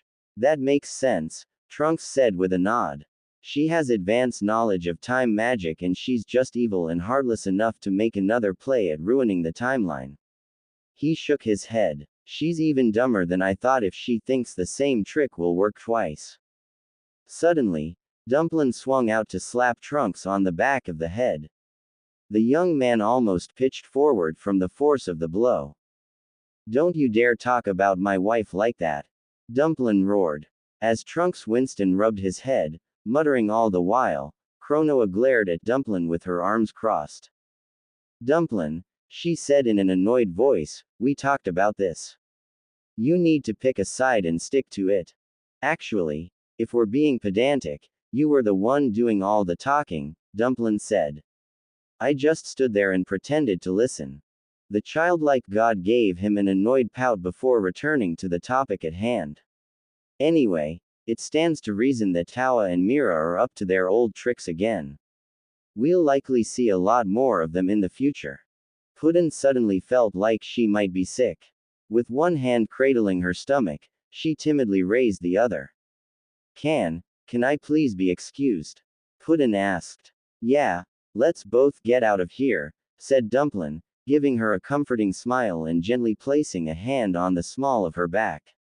We can finish up later, Chronoa, he added when the child deity looked like she was about to protest. The two best time patrollers in the universe need to get some food and beauty sleep. As Puddin and her father turned to leave, Trunks asked, how can she be one of the best if? Trunks trailed off awkwardly after he caught the expressions of Chronoa's and Elder Kai's face, but it was too late. Dumplin froze and slowly turned to face Trunks and the Kais, his eyes promising nothing short of brutal murder. What was that? Dumplin growled. An aura of dark mana started to drift off his body.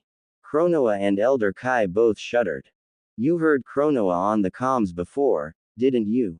Puddin almost failed her first mission, Trunks said, looking at Dumplin in confusion. She's on probation. I always put the comms on mute, Dumplin answered. It distracts me from doing my job. The demon god's aura began to grow darker as he bared his teeth. Now what in the air you talking about, Trunks? Who's trying to sink my little girl's career? Who do I need to kill? Daddy, Puddin said hesitantly. She was barely keeping her lunch down. Tremors shot down her spine and made her feet feel like lead. It's my fault. I really messed up. That seemed to take the wind right out of Dumplin's sails. He stared at her, shock etched on his face. Puddin, he said. She didn't think she'd ever heard his voice sound that small. Chronoa interjected, sounding a little awkward, think the two of you need to have a talk. Dumplin, make sure you come to my office tomorrow.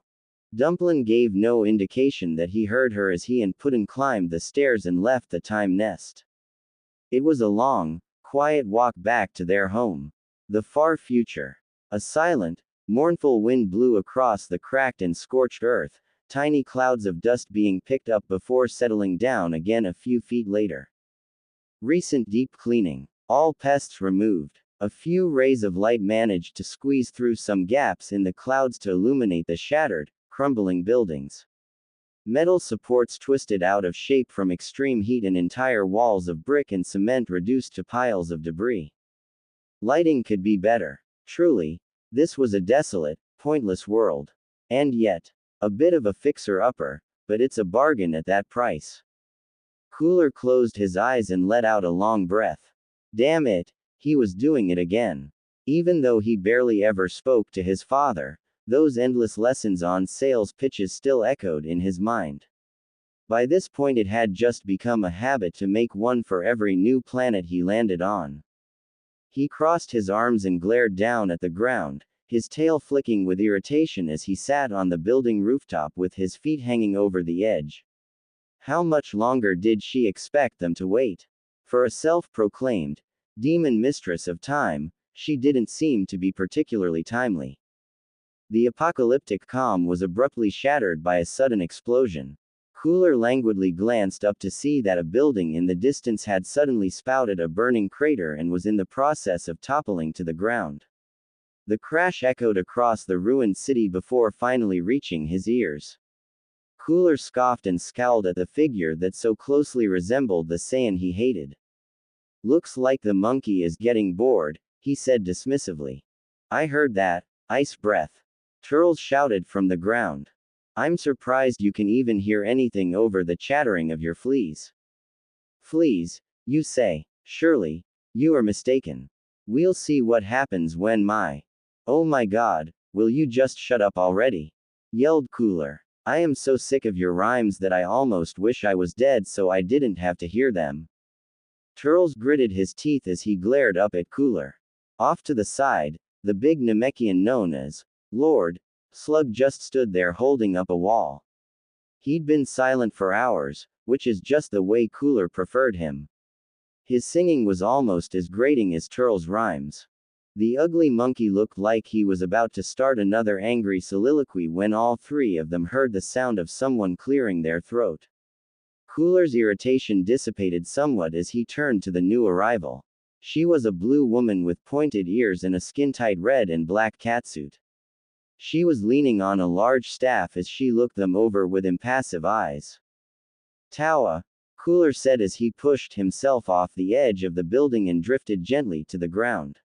How kind of you to join us. We were starting to think you weren't coming. I was quite busy making sure our plan doesn't fall to pieces, Tawa said dismissively. Seeing as I am the only one with anything more than a half-baked idea of the scientific method, my time is vital to our success.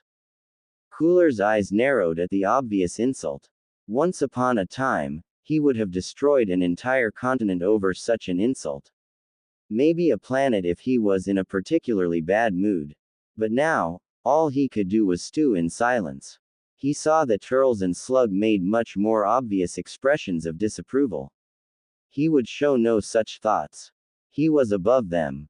This woman had saved his life and she was giving him the chance to have his revenge on the Saiyan trash that had almost killed him. If she felt the need to insult him while she worked, he could put up with that. For now, anyway. A new figure landed next to Tawa and Cooler looked him up and down warily. He knew that Mira acted under Tawa's command, but he still felt cautious. The demon man had the look of a space hound that was just a few moments away from snapping its leash off. Cooler didn't like him, and he sure as hell didn't trust him. I told you never to act on your own, Mira said to Turles and Slug, his voice gruff and commanding. What we do is none of your damn business, grumbled Slug. Now, Mira, Tawa chided, smiling up at her creation. They are doing their job quite well. The timeline is in chaos and the patrollers are running around like maniacs. We're right where we want to be for the next phase of the plan. She looked back to the three of them and stepped forward, putting a hand behind her back. Speaking of which, she said before pulling a burlap sack from behind her back and offering it to Turles. Here's what you wanted. You and Slug know what you need to do. Right away, my dark lady, Turles purred, smirking in a manner that was clearly intended to be sultry. Cooler turned his head away from the disgusting display, his tail swishing in annoyance at the sheer lack of professionalism. With a wink to the demon woman, Turles turned and walked away with Slug following behind him. They traveled a few yards before they both disappeared into the time stream. What shall I do? Cooler asked, his voice dripping with mock sincerity. Shall I stand around looking pretty? Should I put on a pot of tea for all of us? Do not worry yourself, Cooler, Tawa said, giving him a sidelong look. I know just the job for you to be responsible for. But first, we must have a meeting with our dear little friend. Her gaze turned to the distance and her smile widened. Ah, wonderful. We were just talking about you. Cooler and Mira followed her gaze to see that a new figure had appeared. They stood in the shadow of a crumbling building, a featureless white mask covering their face. What news do you have? Tawa asked. The time patrol is becoming chaotic, like you predicted, they answered. Chronoa and Elder Kai are struggling to find enough patrollers to combat all of the time warps. They even pulled Putin out of remedial training to fight the Saiyans.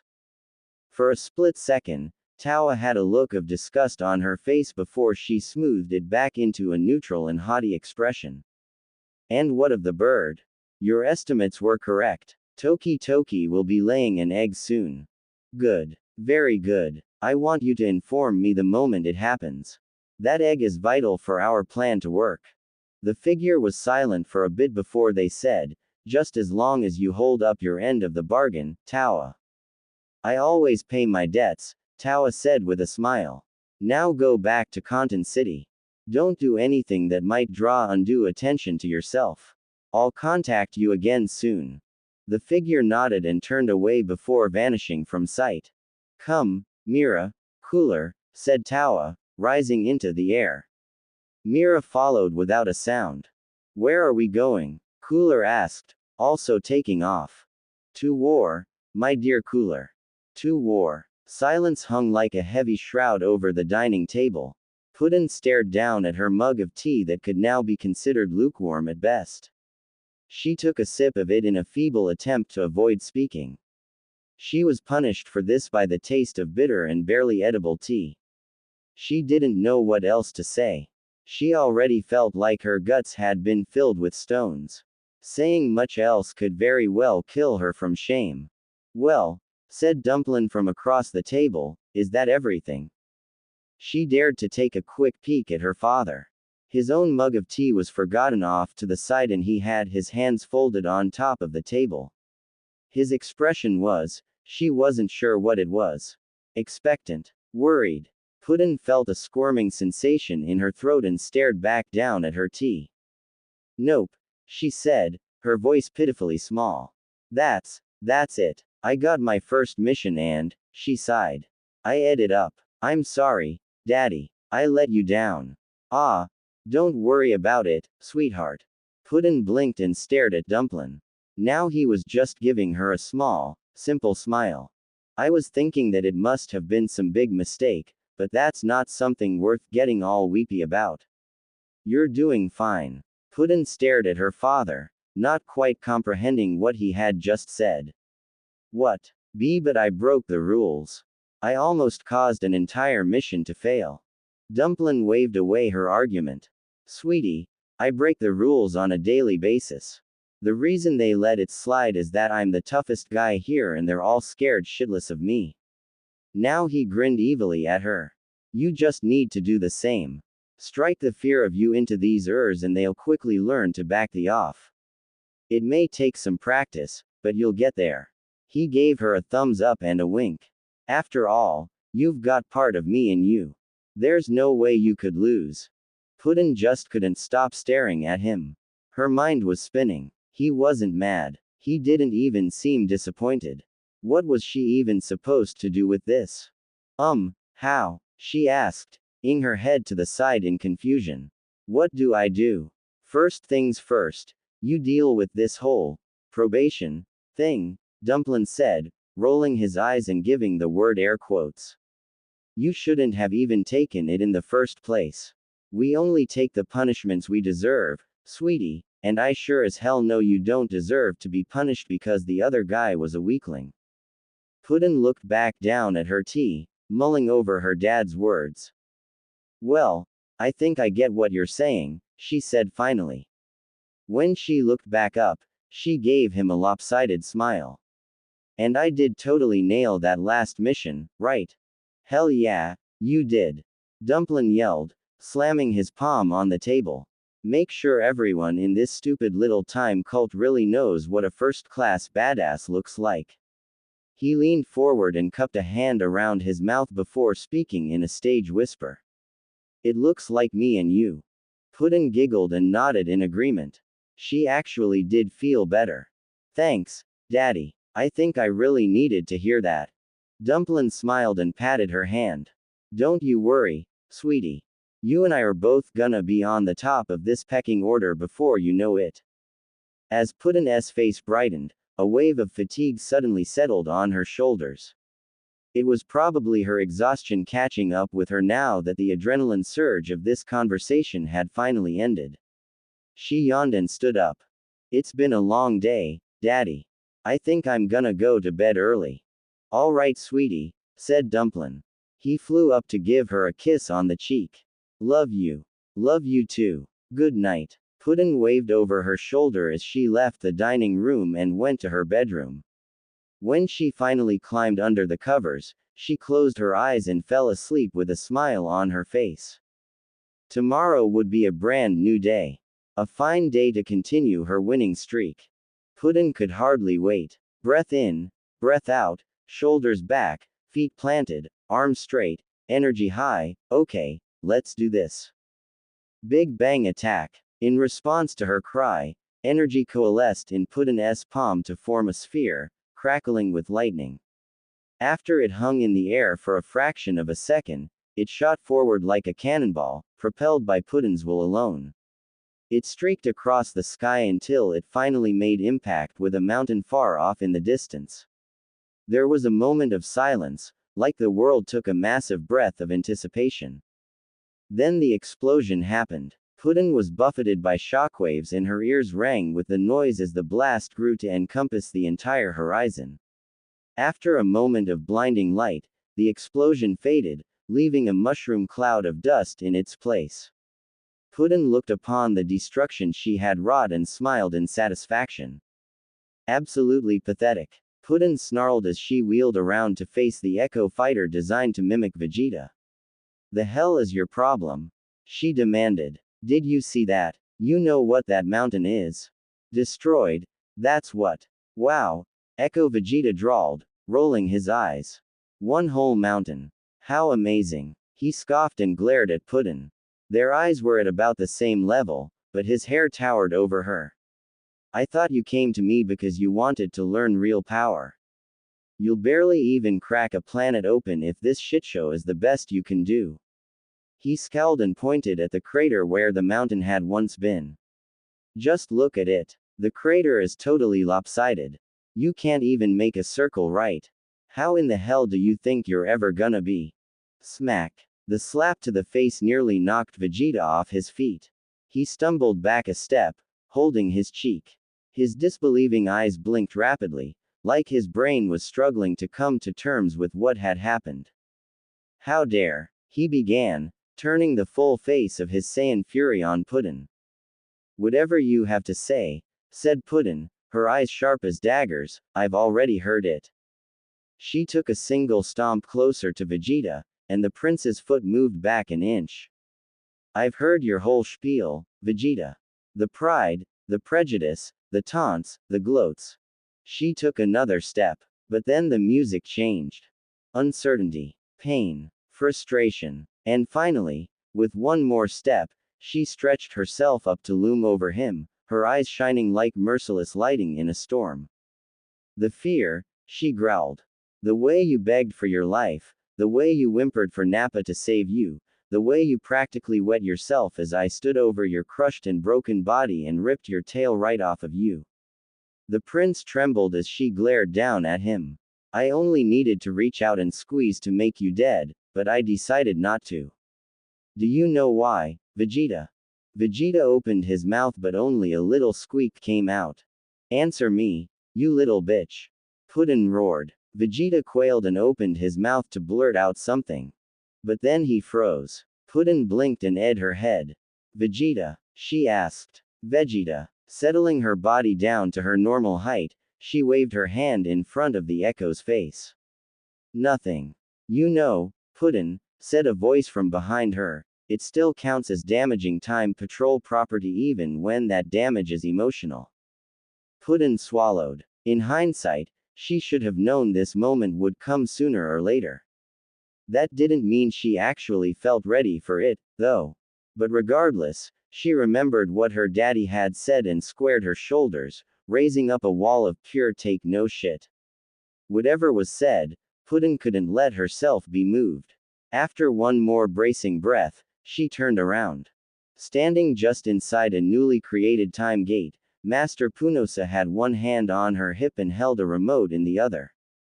Puddin crossed her arms and shifted her weight to her back leg, adopting a nonchalant pose. Hey, Punosa, Puddin said, trying to sound casual. What's up? The Majin's eyes narrowed. For starters, how about you put a master on my name? You don't have enough seniority yet to drop it. Puddin shrugged dismissively. That only served to make Punosa's eyes colder. And furthermore, Punosa continued, what the hell is going on with you? Me? Puddin asked, checking her nails despite her gloves. I'm doing just fine. No problems here. Really. 'Cause I've already had some problems today. First, I just got finished dealing with a complaint in the time nest. A few time patrollers rented out this training area for an hour only to find that you had taken it over without filling out the right forms. Puddin rolled her eyes and said, well, excuse me if I had to show those losers who was boss. Punosa's eyebrows raised incredulously. They politely asked you to leave and then you bit one of them. Like I said, had to show them who was boss. Punosa made a disgusted scoff and shook her head. And as if that weren't enough, you've been absent from the last 5 sessions of your remedial training. I've been trying to contact you for days. I left 10 messages. 9 messages, actually, Puddin murmured. Punosa's mouth thinned. Puddin winced. Oops. That's what I thought, said Punosa, striding forward a few steps before she stood before Puddin. Punosa crossed her arms and glared down at the girl. Puddin held her posture and tried to act like she wasn't intimidated. Young lady, Punosa began, you seem to greatly underestimate the kind of thin ice you're standing on. I don't know what's gotten into you for the past 2 weeks, but it's starting to try my patience. I don't remember asking your opinion, Puddin shot back. Punosa's eyes flashed dangerously. You didn't, but I'm telling you anyway. You've spent 2 weeks strutting around Content City like you own the place, acting rude and dismissive to other time patrollers and showing no care for the rules of this organization. Punos's glare seemed to become even harsher, so much so that Puddin felt a tremor in her stomach. This includes failing to take your remedial lessons, Punosa added, which are actually quite vital to ensuring you even remain a part of the time patrol. Puddin swallowed and tried to look confident.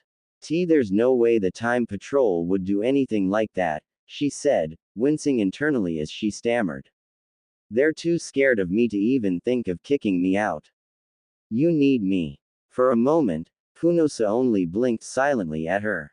Puddin tried to draw herself up, but she quailed. It was almost like Punosa's silver-on-black eyes could stare directly through her. Puddin could see the woman's emotions through those eyes. Confusion, contemplation, realization, and then finally, as her mouth curved into a scowl, anger. Dumplin', Punosa said at last. I should have known he'd be the reason for this. What ideas has he been filling your head with? That the key to power is a big ego and a bigger mouth. Don't you talk about my daddy like that. Puddin stuttered, stamping her foot in frustration while she tried to act with imaginary confidence. He says that me and him are the strongest people here. That you need us. And that we don't take any punishments because this whole place would fall apart without us. By this point, Puddin was panting, feeling the righteous fury of needing to defend her family name. She expected the other woman to respond with some angry retort. However, the woman's eyes were devoid of any noticeable emotion. Puddin, she said with a shake of her head, I like your father. He's good to have in a fight and he's a great drinking buddy. But even still, she hesitated, glancing at the ground before looking back at Puddin. I don't think your dad should be your main role model.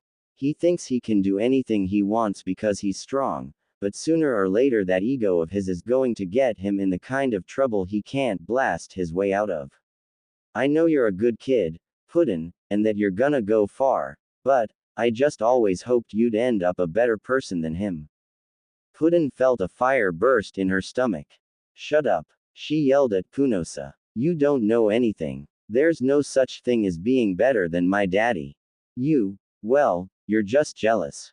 Puddin glared at Punosa, her eyes blazing. Punosa's eyes, on the other hand, seemed to shine with something like pity. If that is what you want to believe, she said quietly. With that, she turned and slowly walked away. Puddin just stood there, her stomach buzzing and her fingers clenched into fists.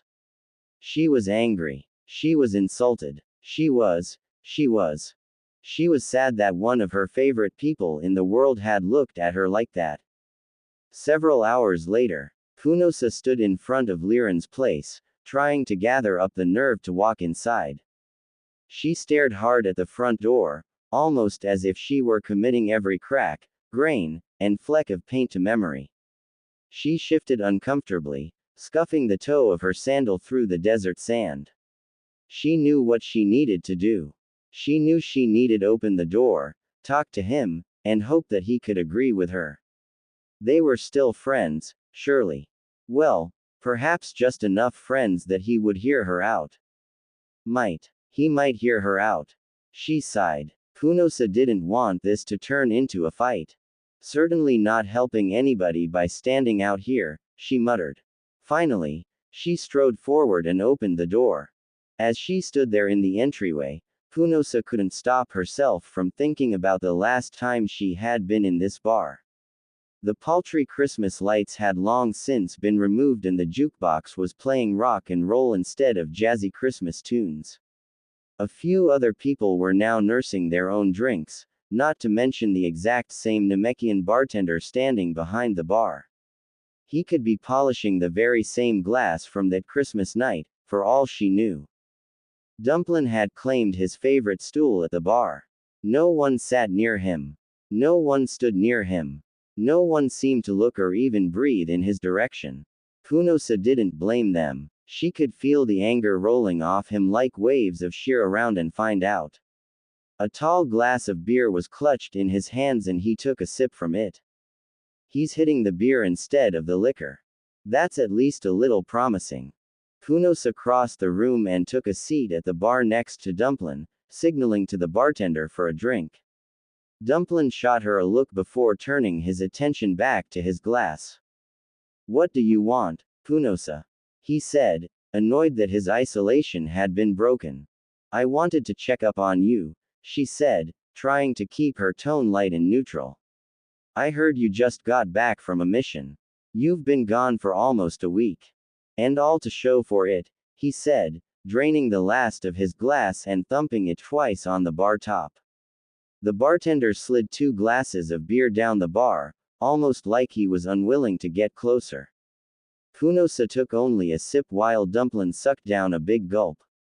I heard you were tracking, her, Punosa said, skipping over the name. You mean Tawa? Dumplin growled at the bar top.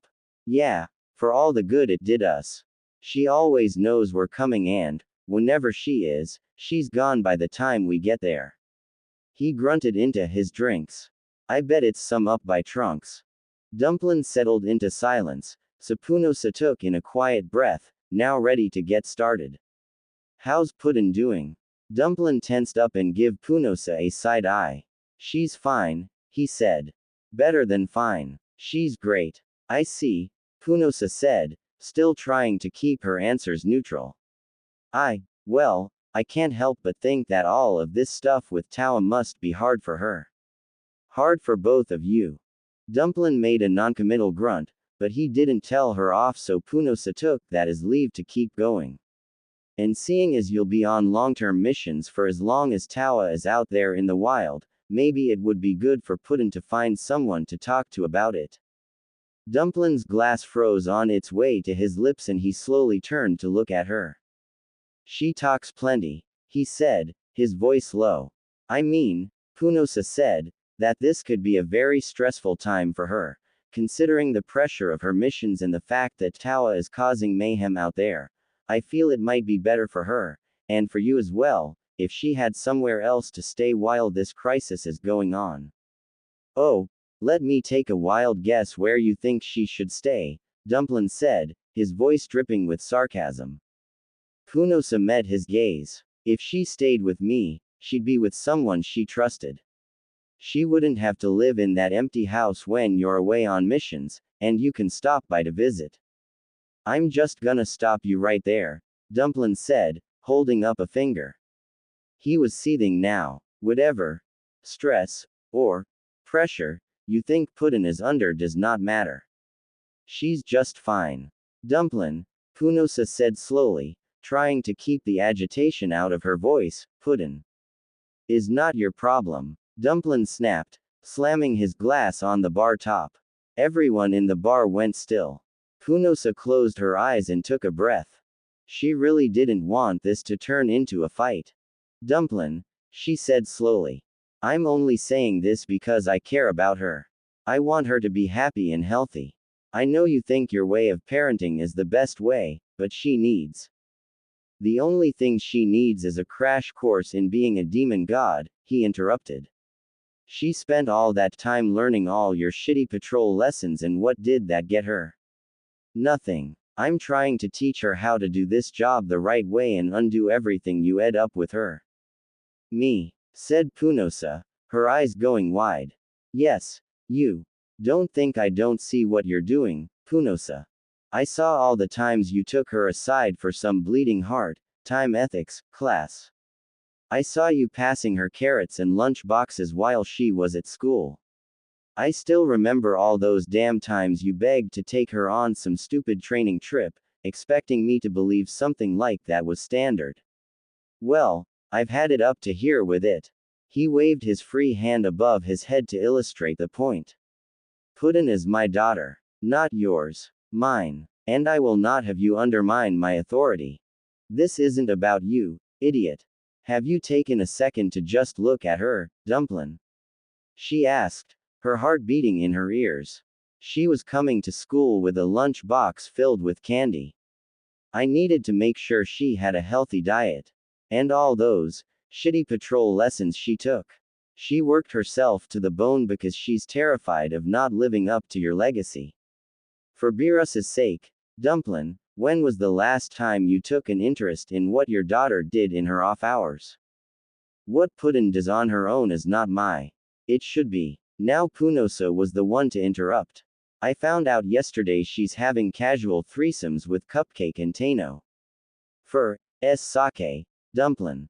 She's only 3 years old. A child. You think you're doing what's best, but you're not. Puddin deserves. There was a blur and a sudden impact. The next thing Punosa knew, she had been blasted through the wall of the bar and was flying across the sands before crashing into a giant boulder and collapsing onto the sand. She groaned and lifted a hand to cradle her aching torso. Sand and pebbles rained down on her as she lay there. Son of a, she grunted before pushing herself up, wiping some dust off of her. She winced again as she laboriously climbed to her feet. Dumplin stood in the shattered remains of the wall, glaring at Punosa with an apocalyptic fury in his eyes. She gritted her teeth and stood up straight. Fine, she said, cracking her neck, loosening her shoulders, and giving up on diplomacy. You wanna fight, asshole? Let's fight. When they collided again, Punosa was ready for a fight. That evening, Supreme Kai of Time's office. Standing at attention among the flotsam and jetsam from hundreds of worlds and dozens of timelines, Pada remembered once again why he never liked being in Chronoa's office. Even the air he breathed felt crowded and busy, and all he wanted to do was knuckle down and get rid of all this junk. The thought that anyone, even a god, could get any kind of work done in this room boggled the mind. But Pada kept quiet and still. Chronoa had been in a huffy mood when she called him over, and he was desperate not to cause any trouble if he could avoid it. So he stood there and listened as the childlike god fussed around with some new piece of her collection, some sort of hair dryer that had wings and blinky lights, and explained what it was she wanted him to do. I need you to spy on your friend Puddin, she said, moments before accidentally breaking off a part she had been trying to twist loose. She scowled at the machine in her hands, seeming to take such an action as a personal insult. Pada stared at her, blinking rapidly in stunned silence. Supreme Kai of Time, Pada said slowly, I'm not sure what it is you're asking me to do. I agree that this mission is a little more unorthodox than what you are accustomed to, Pada, Chronoa answered, most of her focus on the device in her hands, but I feel that it is necessary to take these steps. I've asked this of you because you are Puddin's friend. A friend that you're asking to spy on her, Pada said, not liking the direction of this conversation. Chronoa finally looked up, giving him a serious look. I don't think I need to explain to you how Puddin has been acting for the past 2 weeks. It isn't normal for her, and whatever this phase is, it's causing problems for everyone. Pada's mouth thinned as he thought back to when he had seen Puddin the day before. She tried to order alcohol at an ice cream parlor and had complained that the music there was too generic despite tapping her foot to it. And when Daly showed up and issued a challenge, things got real messy. Poor bastard. Fortunately, we now know the reason behind her change in demeanor, Chronoa continued. Dumplin. How do you know that? Pada asked. Punosa confronted him at Liran's place about it. Before she ended up in the hospital, she found out that he's trying to make Puddin act like he does all the time. Chronoa scowled and turned the hair dryer over in her hands a few times. She'll be off active duty for the next week after her fight with him. She turned her head up to give Pada a serious look. We're doing this for damage control, Pada. Time Patrol resources are already stretched thin to try and keep Dumplin in check. We can't afford to have 2 of him running around. So, what exactly is the plan? Chronoa's hand stilled on the hair dryer device and eventually settled it down on her desk. She crossed her arms and stared at it, her mind seeming a million miles away. I can't help but feel some of the responsibility for the way Dumplin acts, Chronoa said. The Time Patrol was in a crisis, the likes of which we had never faced before, and I gave him free rein in how he completed his missions. He took this as a rule and he's been quite insufferable ever since. Her eyes narrowed as she looked up at Pata. I refused to make the same mistake with Puddin. Pata swallowed. He had a feeling he wouldn't like this. I'm sending her on a mission tomorrow. Alone, as far as she knows. I want you to keep your distance and observe how she goes about it. If you see things getting out of hand, I want you to get involved to keep her from messing something up. Yup. Pata definitely did not like this. But, he said, scrambling for the right words, what if she's in trouble? Or she needs help? Cronoa turned back to her new device and resumed fiddling with it. Puddin's a big girl. I'm sure she can handle whatever comes her way. That was the moment she curiously pressed a button on the side of the handle. There was a loud zap. And a streak of red light shot out from the nozzle of the hair dryer, and vaporized the top few items of one of Cronoa's junk mountains, as well as blasting a hole in her wall to the outside. Pata decided to see himself out while Cronoa was busy yelling at the hair dryer, the office, and the universe in general. As he walked out of Cronoa's office and into the light of the time nest, Pata rolled over her words once more. Spy on Puddin. Could he really do something like that? It felt wrong. Wrong to do that to a friend. Especially wrong to do that to Puddin. But what if Cronoa is right? He wondered. Does Puddin have the chance of ending up just like her father? Pata stopped and looked at the ground. He hoped, desperately hoped, that this wasn't a horrible mistake. Taking a deep breath and squaring his shoulders, he made his way home to get ready for his secret mission. I'm sorry, Puddin. This is for your own good.